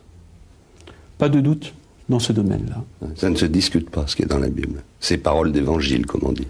C'est paroles d'évangile, on peut dire cela. Disons que, à cette nuance près, que tout ce que contient la Bible, tous les mots, ne sont pas forcément, ne véhiculent pas forcément. Il y a des symbolismes aussi dans la Bible, je dirais. Mais son contenu est parole de Dieu. Par exemple, pour vous, quel est l'âge de l'humanité? La chronologie biblique donne un certain nombre d'éléments permettant de dater l'histoire de l'homme à environ 6000 ans. Cette chronologie a été établie, d'autres la partagent que nous. C'est la création de l'homme pensant, capable d'exprimer sa volonté, capable d'envisager l'avenir, capable d'écrire. Pour les préhistoriens, évidemment, c'est pas du tout le cas. L'humanité existe bien avant. Par exemple, Lascaux, tous les préhistoriens sont unanimes, on peut dire, c'est 20 000 ans, c'est moins 20 000 ans. Et là, on ne peut pas douter qu'il s'agit d'hommes, c'est pas des chimpanzés qui ont dessiné Lascaux. Alors cela pose un nombre d'interrogations auxquelles je n'ai absolument pas la réponse. Mais comme je vous l'ai dit, notre démarche est une démarche de foi. Et pour l'instant, je m'en tiens au récit de l'Évangile. Jésus était un témoin oculaire de la création. Les scientifiques n'ont pas été témoins oculaires de cela. Ceci dit, je ne m'oppose pas non plus aux scientifiques. Ma démarche est une démarche de foi. Membre du consistoire, la direction de la filiale française des Témoins de Jéhovah, Jean-Claude Ponce vit ici, à Louviers, en Normandie, au Bethel, la maison de Dieu. Père, s'il te plaît, veuille accepter ces quelques mots de prière au nom de Jésus-Christ, ton Fils, notre exemple parfait. Amen.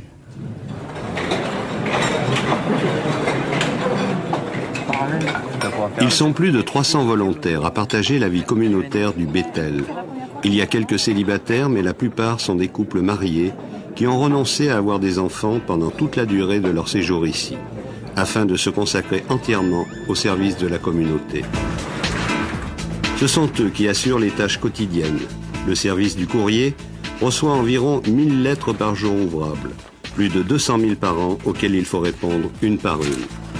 Il y a les hommes et les femmes de ménage, et aussi une dizaine de cuisiniers, un boulanger et 7 serveurs qui assurent l'intendance. Chaque jour, environ 350 couverts à chaque repas. Et les jours d'Adam après qu'il eut engendré Seth furent de 800 ans.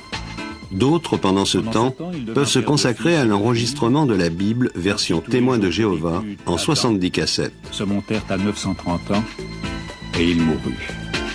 Ou traduire en français les textes de Réveillez-vous et La Tour de Garde. Des publications intégralement conçues et mises en page au quartier général de Brooklyn, aux États-Unis, et reproduites à l'identique par toutes les filiales. 25 membres du Bethel assurent l'édition française à l'imprimerie de Louviers. Tous exercent un véritable métier, plus ou moins qualifié, parfois. Bonjour monsieur. On aurait aimé juste vous montrer un petit passage de la Bible qui est... Non, j'en ai pas besoin. Vous n'avez pas besoin. Au revoir. Au revoir monsieur.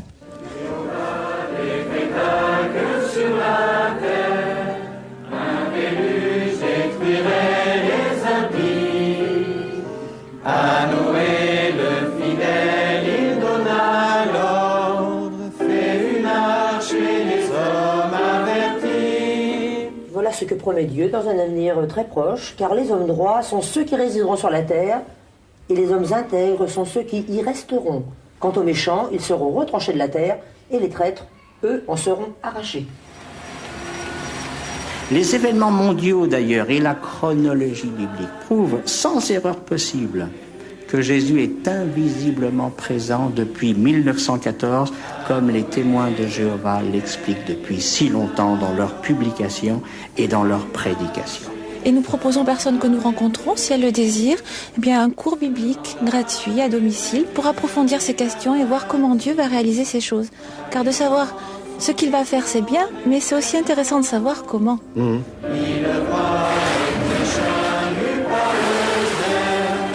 Comprenez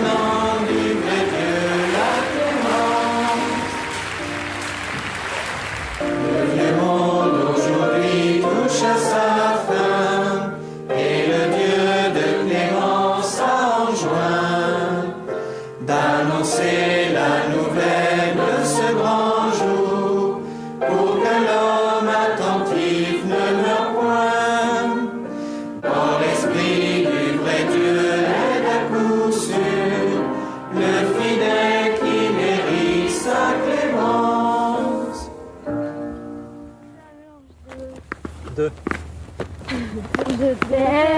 Aujourd'hui installé dans la banlieue de Lille, Vincent Bonnier vivait avec sa femme et ses 2 petites filles dans la région d'Avignon. Une famille sans histoire.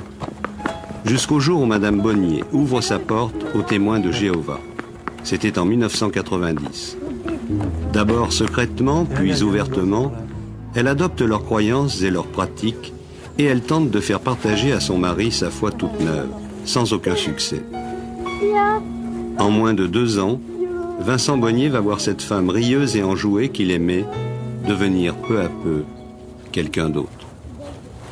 Un témoin de Jéhovah se lève le matin et commence par consulter son petit livre qui lui indique quelles sont ses activités qu'il a à faire pour toute la journée, quelles sont les lectures qu'il doit faire et donc les textes qu'il faut apprendre, et, enfin tout son programme de la journée. C'est la première activité du matin, c'est de regarder ce petit livre et tout au long de la journée, donc cette activité se continue et se prolonge.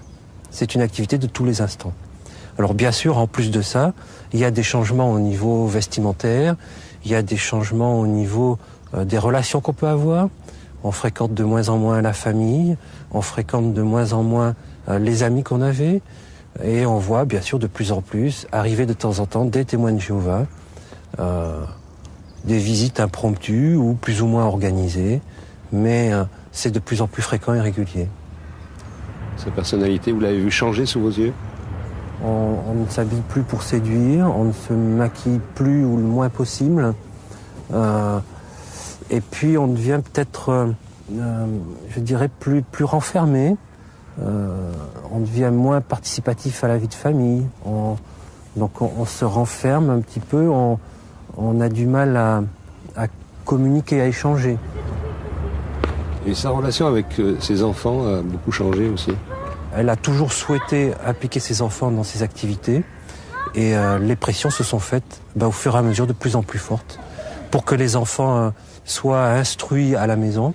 Donc on leur fasse des lectures, discuter avec elles de ce qui était interdit ou autorisé chez les témoins de Jéhovah, discuter de leurs principes et puis, si possible, donc des pressions pour les faire participer aussi aux réunions à la salle du royaume. Et elles y sont allées ? Elles n'y sont pas allées, non. Elles n'y sont pas allées, je m'y suis toujours refusé. Toujours. Et je pense que, j'en suis sûr que c'est ce qui est à l'origine de son départ. Bravo. En 1992, Madame Bonnier s'enfuit avec les 2 enfants. Elle accuse d'abord son mari de coups et blessures, puis d'actes incestueux, sans convaincre les juges qui confient à Vincent la garde des enfants. Le divorce est aujourd'hui prononcé, Madame Bonnier ayant légalement la possibilité de reprendre ses filles pendant les vacances. Mais elle n'a jamais renoncé à leur inculquer ses croyances. En ce moment, moi je la vois plus, Flora elle va la voir. Tu la vois plus ? Non. Depuis longtemps ?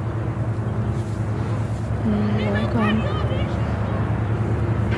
C'est toi qui as décidé de plus la voir ? Oui. Et tu peux m'expliquer pourquoi ? Non, j'arriverai pas. Hein ? J'arriverai pas. Oh, essaye.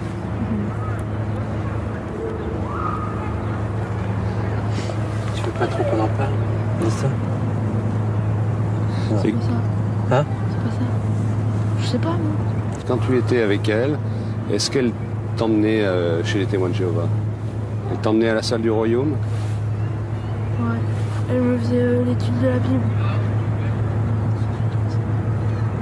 Et qu'est-ce que tu en pensais ?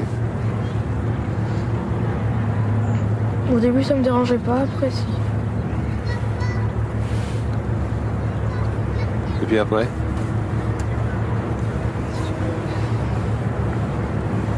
Après, ça t'embêtait ? Hein ? Qu'est-ce qu'il y a ?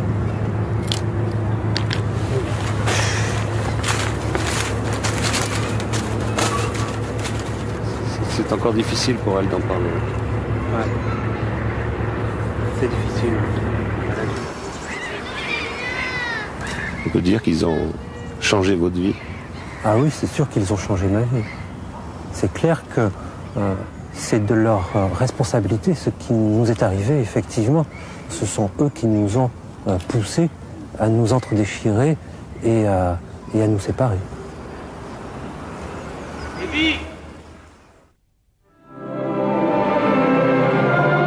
Ces hommes et ces femmes qui ont surgi dans la vie de Vincent Bonnier appartiennent en fait à la plus importante de ces communautés que certains appellent les nouvelles religions, d'autres les sectes. Ils sont 5 600 000 pratiquants dans le monde, 14 millions en comptant tous ceux qui participent plus ou moins régulièrement à leurs assemblées. En France, 270 000. So, brothers, we ask you, are you happy? Au départ, en 1870, à Pittsburgh, aux États-Unis, autour de Charles Russell, une poignée d'étudiants de la Bible qui rejettent plusieurs dogmes communs à l'ensemble des églises chrétiennes, la Sainte Trinité, l'immortalité de l'âme, l'enfer. 1909, ils s'établissent à Brooklyn, un quartier de New York. Très vite, ils ont compris l'efficacité des moyens modernes de diffusion et leur journal, La Tour de Garde, était déjà tiré en 1914 à 50 000 exemplaires. Charles Russell avait prédit le retour invisible du Christ pour octobre 1914. Lui et ses proches devaient littéralement s'élever dans les airs pour le rejoindre au paradis céleste. Tandis que sur la terre, Jéhovah ferait le tri entre les justes voués au paradis terrestre et les méchants, promis à l'extermination. Mais Charles Russell va mourir de maladie en 1916 sur la terre ferme. Avec Joseph Rutherford, qui lui succède, ils deviennent en 1931 les témoins de Jéhovah et essaiment dans le monde entier, malgré la répression qui les frappe parfois. En Allemagne nazie, en 1933, ils proposent un étrange pacte de non-agression à Hitler. Sans résultat, plusieurs milliers d'entre eux seront exécutés ou déportés. Apparue au début du siècle dans les milieux polonais du Nord, l'association française regroupe aujourd'hui plus de 1700 congrégations. Jugeant le monde actuel inféodé à Satan, les témoins de Jéhovah refusent toute participation à la vie sociale et politique. Dans le domaine privé, ils prônent la soumission totale de l'épouse au mari. La Tour de Garde est aujourd'hui diffusée en 128 langues à 22 millions d'exemplaires. Êtes-vous joyeux?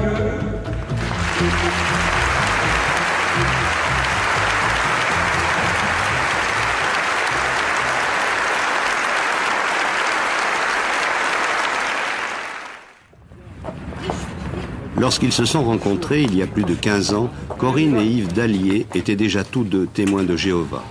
Et c'est avec leurs 2 enfants qu'ils fréquentent les réunions. 2 fois par semaine, pendant 2 heures, à la salle du Royaume, le temple des témoins de Jéhovah. Un autre soir, comme ici, chez l'un des membres de la congrégation, pour l'étude de textes hebdomadaires. Dans le vocabulaire biblique des témoins, Yves Dallier est un ancien, une sorte de pasteur responsable d'une petite communauté, de ce qu'ils appellent des brebis. Bien, je vous souhaite la bienvenue dans notre étude de livre, comme ce soir. Cette réunion va pouvoir commencer, et une fois encore, je vous souhaite bien, sentez-vous à l'aise, et je vais prononcer quelques mots. Notre Dieu Jéhovah, c'est avec grand plaisir que nous venons par cette prière te demander ta bénédiction sur cette étude, qu'elle soit pour chacun d'entre nous agréable, de pouvoir ainsi, dans de bonnes conditions, pouvoir examiner ta parole à l'aide de ce manuel. Nous demandons ainsi de pouvoir être attentifs aux conseils qui nous sont donnés et de pouvoir les appliquer si cela nous est possible.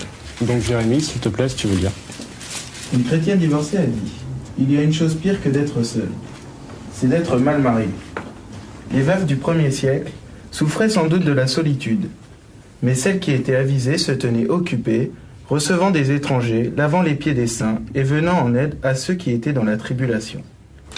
Voilà, merci. Alors la question nous rappelle, quel danger menace ceux qui fréquentent des non-croyants en vue du mariage? Sentez-vous libre? Paragraphe 1. Michel? Il y a un danger, c'est celui de fréquenter des non-croyants justement en vue du mariage. Et la Bible, donc, en 1 Corinthiens chapitre 7, verset 39, nous dit de nous marier dans le Seigneur. Voilà, très bien. Est-ce qu'il y a un remède miracle pour convaincre la solitude? En s'entourant de la compagnie de gens saints À chaque question, ils connaissent la bonne réponse comme de bons élèves. Mais elle semble toujours avoir été apprise par cœur dans un texte biblique. Notamment le livre des Proverbes.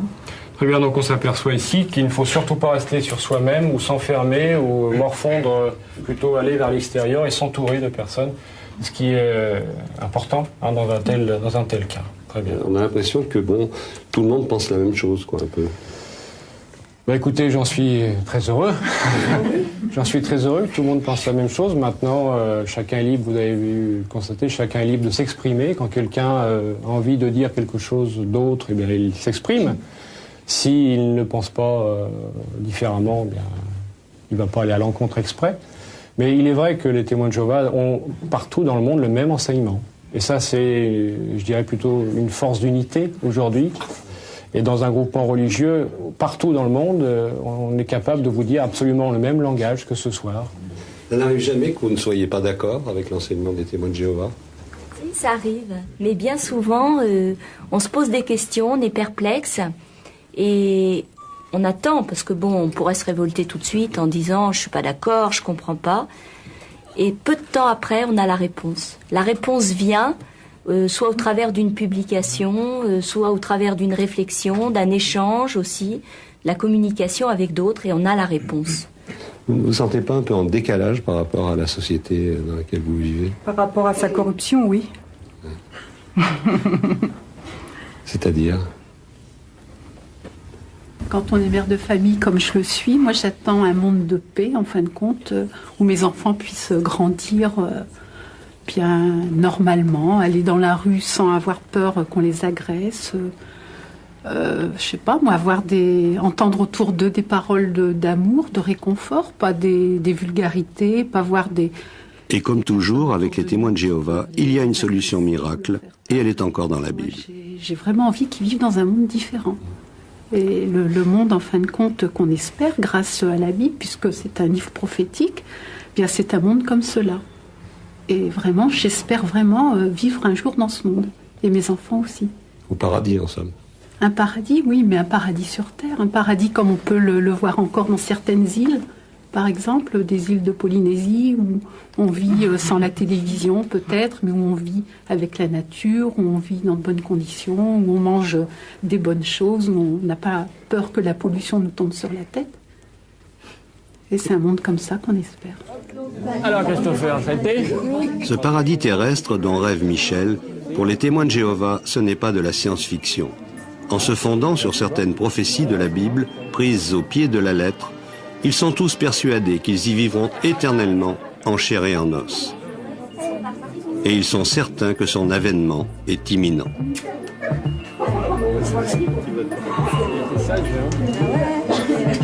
Il était sage.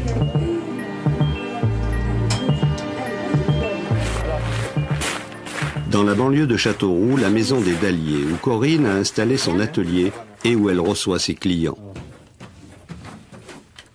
Voilà. Alors donc je vous ai appelé au sujet de votre peinture parce qu'il faudrait qu'on... Elle est doreuse-sur-bois et restauratrice de tableaux et réputée dans toute la région. Relativement fragilisée.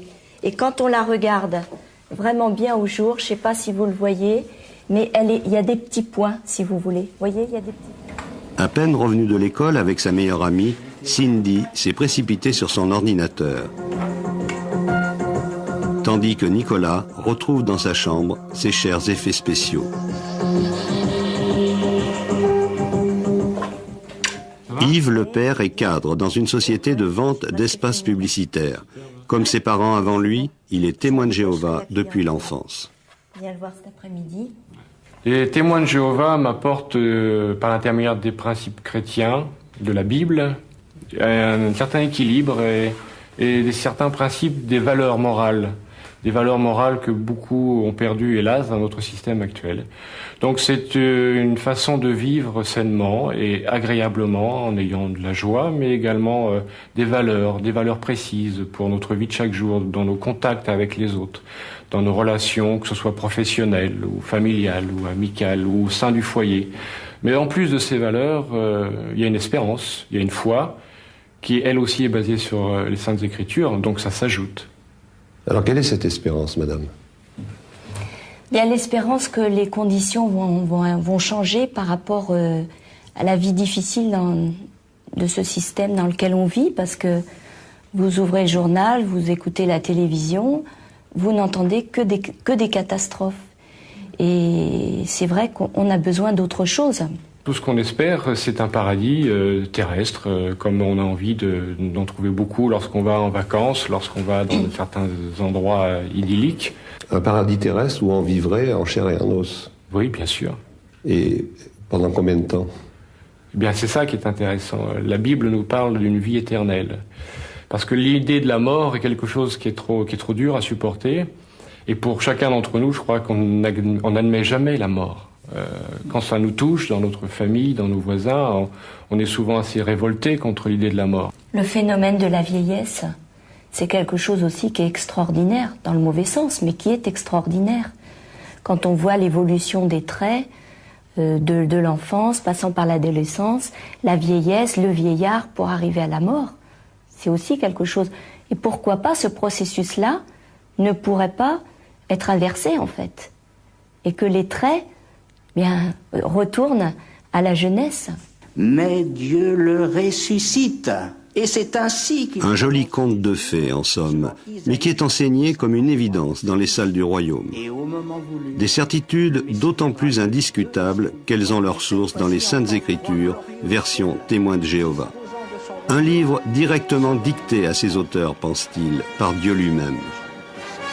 Grâce à de savants calculs tirés des prophéties, les témoins de Jéhovah ont déjà annoncé à plusieurs reprises la fin de l'Empire des Nations, le monde mauvais qui nous entoure. Le premier texte que nous avons cité est intéressant. On va le reprendre, c'est Isaïe.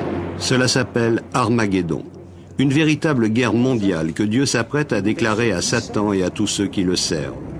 Pêle-mêle, les fausses religions, les fauteurs de guerre, les voleurs, les fornicateurs, les homosexuels et tous ceux qui restent sourds aux injonctions de Jéhovah.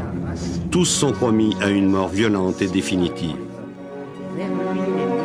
C'est seulement après le massacre des méchants que les justes pourront sortir de leurs abris et prendre possession du paradis terrestre pour y vivre éternellement, sans vieillir et sans souffrir. Des milliards d'autres morts trop tôt seront ressuscités, ce qui donnera lieu à de touchantes retrouvailles. Mais en 1914, comme en 1975, l'Apocalypse n'était pas au rendez-vous prévu par les témoins de Jéhovah. Alors, ils évitent prudemment dorénavant de fixer une date précise. Mais ils sont formels. C'est pour bientôt.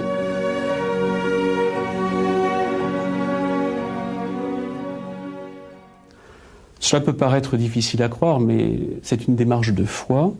C'est une démarche de foi parce qu'elle est basée sur une connaissance profonde de l'Évangile, des promesses de Dieu. Et en tant que chrétiens, nous avons acquis la conviction que Dieu ne peut mentir. Vous n'avez aucun doute? Pas de doute dans ce domaine-là. Ça ne se discute pas, ce qui est dans la Bible. C'est paroles d'évangile, comme on dit. C'est paroles d'évangile, on peut dire cela. Disons que, à cette nuance près, que tout ce que contient la Bible, tous les mots, ne véhiculent pas forcément... il y a des symbolismes aussi dans la Bible, je dirais. Mais son contenu est parole de Dieu. Par exemple, pour vous, quel est l'âge de l'humanité? La chronologie biblique donne un certain nombre d'éléments permettant de dater l'histoire de l'homme à environ 6000 ans. Cette chronologie a été établie, d'autres la partagent que nous. C'est la création de l'homme pensant, capable d'exprimer sa volonté, capable d'envisager l'avenir, capable d'écrire. Pour les préhistoriens, évidemment, c'est pas du tout le cas. L'humanité existe bien avant. Par exemple, Lascaux, tous les préhistoriens sont unanimes, on peut dire, c'est 20 000 ans. C'est moins 20 000 ans. Et là, on peut pas douter qu'il s'agit d'hommes. C'est pas des chimpanzés qui ont dessiné Lascaux. Alors cela pose un certain nombre d'interrogations auxquelles je n'ai absolument pas la réponse. Mais comme je vous l'ai dit, notre démarche est une démarche de foi. Et pour l'instant, je m'en tiens au récit de l'Évangile. Jésus était un témoin oculaire de la création. Les scientifiques n'ont pas été témoins oculaires de cela. Ceci dit, je ne m'oppose pas non plus aux scientifiques. Ma démarche est une démarche de foi. Membre du consistoire, la direction de la filiale française des Témoins de Jéhovah Jean-Claude Ponce vit ici, à Louviers, en Normandie, au Bethel, la maison de Dieu. Père, s'il te plaît, veuille accepter ces quelques mots de prière au nom de Jésus-Christ, ton Fils, notre exemple parfait. Amen.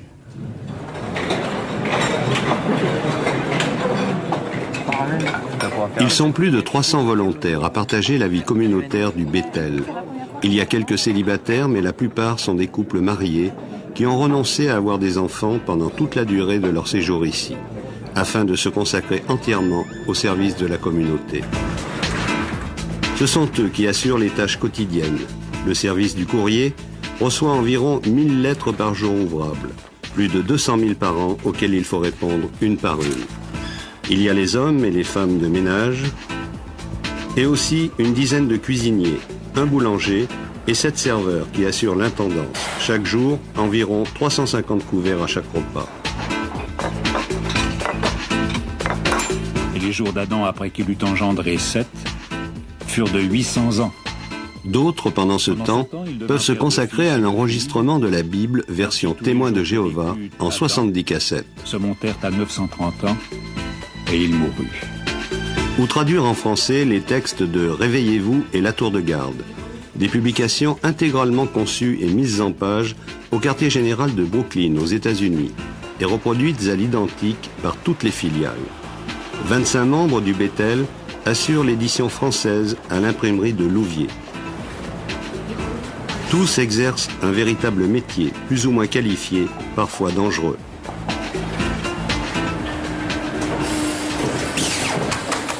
C'est les noirs surtout, hein. Bernard Bédril, le conducteur de la rotative, est permanent au Bethel depuis 17 ans. On est ici par vocation, mais je crois que quand on veut faire les choses entières, on souhaite aussi être un bon ouvrier, mais ça serait plutôt un ouvrier du Christ. Et vous n'êtes pas un salarié, par exemple? Non, on n'est pas salarié. Vous touchez un peu d'argent? Oui, on touche 900 francs à peu près par mois. Ça équivaut, si vous voulez, à une sorte d'argent de poche, puisque la communauté prend soin de nous, on est nourris, logés, blanchis. On prend bien soin de nous-mêmes. Et ça suffit pour vivre? Oui, on n'a pas de... À partir du moment où tout ce qui est intendance, tout ça est pris en charge, quand il vous reste 900 francs à la fin du mois, vous pouvez faire pas mal de choses avec quand même. Hein. Des hommes et des femmes qui n'ont bénéficié jusqu'à ces dernières années d'aucune couverture sociale. L'URSSAF, l'organisme de recouvrement des cotisations, a décidé récemment l'affiliation des membres de la communauté avec paiement des arriérés. Et l'un des responsables a été mis en examen pour infraction au Code du travail. Les témoins de Jéhovah, de leur côté, tentent d'obtenir le statut de religion qui les dispenserait des obligations imposées aux entreprises ordinaires, sans succès jusqu'ici. Le Bethel de Louviers, c'est un peu comme un îlot, à la fois tout proche et à l'écart de la ville. Comme la plupart des témoins de Jéhovah, ces pensionnaires ne participent à aucune élection, à aucune activité sociale ou associative. Avant de s'établir ici, sur 4 hectares, achetés à des propriétaires privés, les témoins de Jéhovah convoitaient la dernière zone constructible de cette commune de 20 000 habitants. 13 hectares d'un seul tenant. C'était en 1990. L'ancien maire avait donné son accord, mais l'opposition municipale, le député et le préfet firent capoter l'opération. Franck Martin, le chef de file des opposants, est aujourd'hui maire de Louviers et il refuse toute relation avec ces nouveaux venus.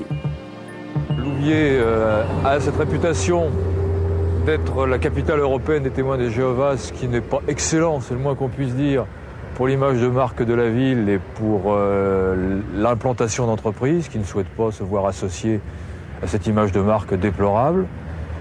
Et puis surtout, je pense qu'il y a pour tout républicain un combat à mener contre ce type d'idéologie, de vision du monde.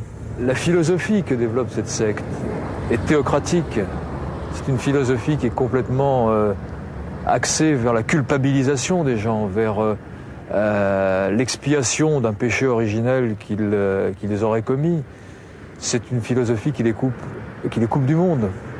C'est une sorte d'amputation des dimensions joyeuses, festives de l'être humain. C'est quelque chose qu'on ne peut pas accepter en tant que républicain, car c'est aussi le retrait de la vie sociale. C'est quelque chose qui, moi, me paraît inacceptable. Ils font des efforts pour se faire admettre par vous, par la commune? Des efforts excessivement financiers. Nombreuses sont les associations qui reçoivent des chèques. J'en ai reçu pour notre centre d'action sociale. Je les ai retournés. Parce que je ne veux pas avoir affaire avec eux. Je sais qu'ils font des dons au foyer socio-éducatif du lycée, à la Croix-Rouge. Je comprends bien, tous leurs efforts de séduction sont sans grand succès en ce qui vous concerne. En ce qui me concerne, sans grand succès. Non, nous avons des relations courtoises, parfois par avocat interposé, mais il n'est pas question pour moi de céder sur cette entreprise de désenchantement du monde.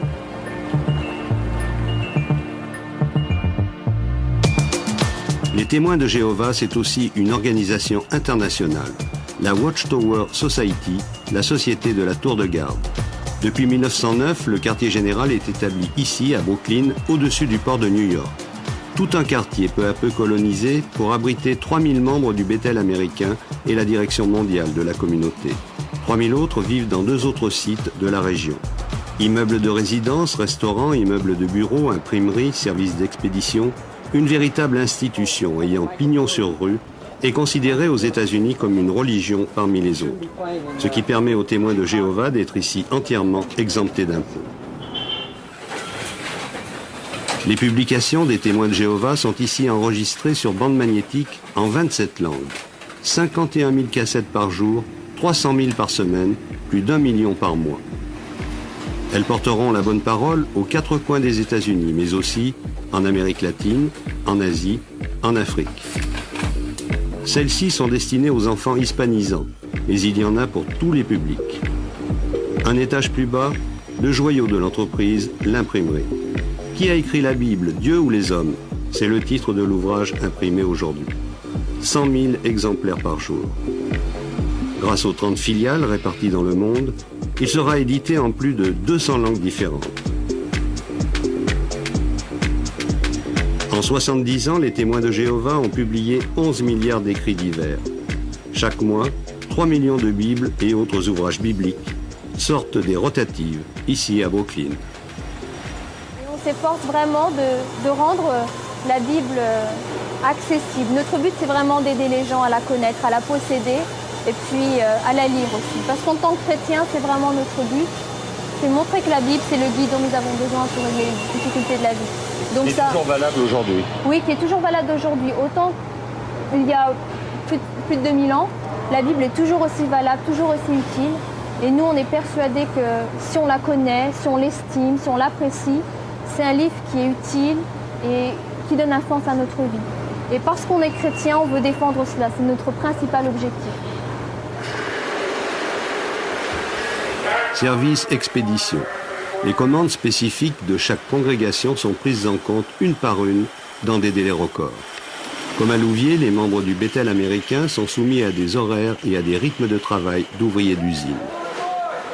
Ils sont nourris, logés, blanchis, avec pour tout salaire un peu d'argent de poche, 95 $, environ 600 francs par mois.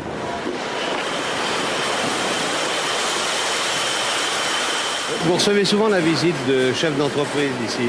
Oui, souvent, chefs d'entreprise qui nous demandent comment on peut avoir des individus qui sont productifs et qui s'auto-motivent comme ça sans salaire. Vous m'avez demandé si on était salariés. Non, nous sommes volontaires. On reçoit une petite donation. D'ailleurs, le président, les porte-parole, tout le monde reçoit la même contribution. C'est assez fantastique. Il faudrait bien connaître votre combine pour faire travailler les gens sans les payer. Le secret, oui, c'est la passion, le secret, effectivement. Oui, alors comment vous faites? Eh bien, nous sommes convaincus que notre effort est un effort humanitaire, comme nous disions, et le message biblique est justement un message qui aide l'humanité à vivre de façon beaucoup plus sereine et à vivre de meilleure façon. Enfin, tout ça, toutes ces infrastructures, ça suppose quand même beaucoup d'argent. Ça suppose une certaine partie d'argent, effectivement. Vous êtes un peu une puissance quand même. Est-ce qu'on est une puissance? Je n'irai pas jusque-là. Non, une puissance de paix. Si c'est une puissance de paix. En fait, un véritable empire financier. Un capital accumulé peu à peu, sou par sou. Il y a dans le monde 14 millions de pratiquants et de sympathisants. Dans tous les lieux de culte, des troncs sont disposés pour les offrandes. Journaux, livres et cassettes sont offerts gratuitement, mais une contribution volontaire est souvent versée en échange. Et puis, il y a les dons et les legs, des convertis les plus fortunés. Au total, un pactole annuel qui se chiffre en milliards de francs et dont une partie est investie ici, nette d'impôts. À la tête de l'organisation, un collège central de 12 membres. Après avoir beaucoup insisté, nous obtenons enfin l'autorisation de rencontrer l'un d'eux. Mais James Pelekia, le directeur des relations publiques qui veille sur nous, nous a prévenus. Pas d'interview. This is our friends from France. Oh, I'm very glad to meet you all. John Barr, pourtant, semble tout heureux d'oublier un instant ses lourdes charges pour nous accueillir. C'est lui qui supervise la rédaction de tous les textes publiés à Brooklyn. Extend a welcome to you. Vous êtes à la tête d'une énorme entreprise, vous êtes un grand patron. Big. Well, we don't look at On ne se considère pas comme des patrons. We have a big Mais c'est vrai, nous avons une importante communauté internationale. Yes. Malheureusement, nous ne connaîtrons jamais la réponse à la question suivante. Excusez-moi, mais ça suffit. Vous m'aviez promis juste quelques mots. Il a été assez aimable pour vous recevoir. D'accord ? C'est le directeur des relations publiques qui s'est interposé. Les membres du collège central ne répondent jamais, nous dit-il, aux questions des journalistes. Dommage. Nous ne saurons pas si leurs réunions hebdomadaires ressemblent plutôt à une assemblée de cardinaux ou à un conseil d'administration de grande entreprise. Un collectif exclusivement masculin et qui ne risque guère, en tout cas, d'être un jour déstabilisé par de jeunes écervelés. Ils font partie de ce que les témoins appellent les chrétiens ouins, c'est-à-dire ayant reçu l'onction de l'Esprit Saint. 144 000 élus qui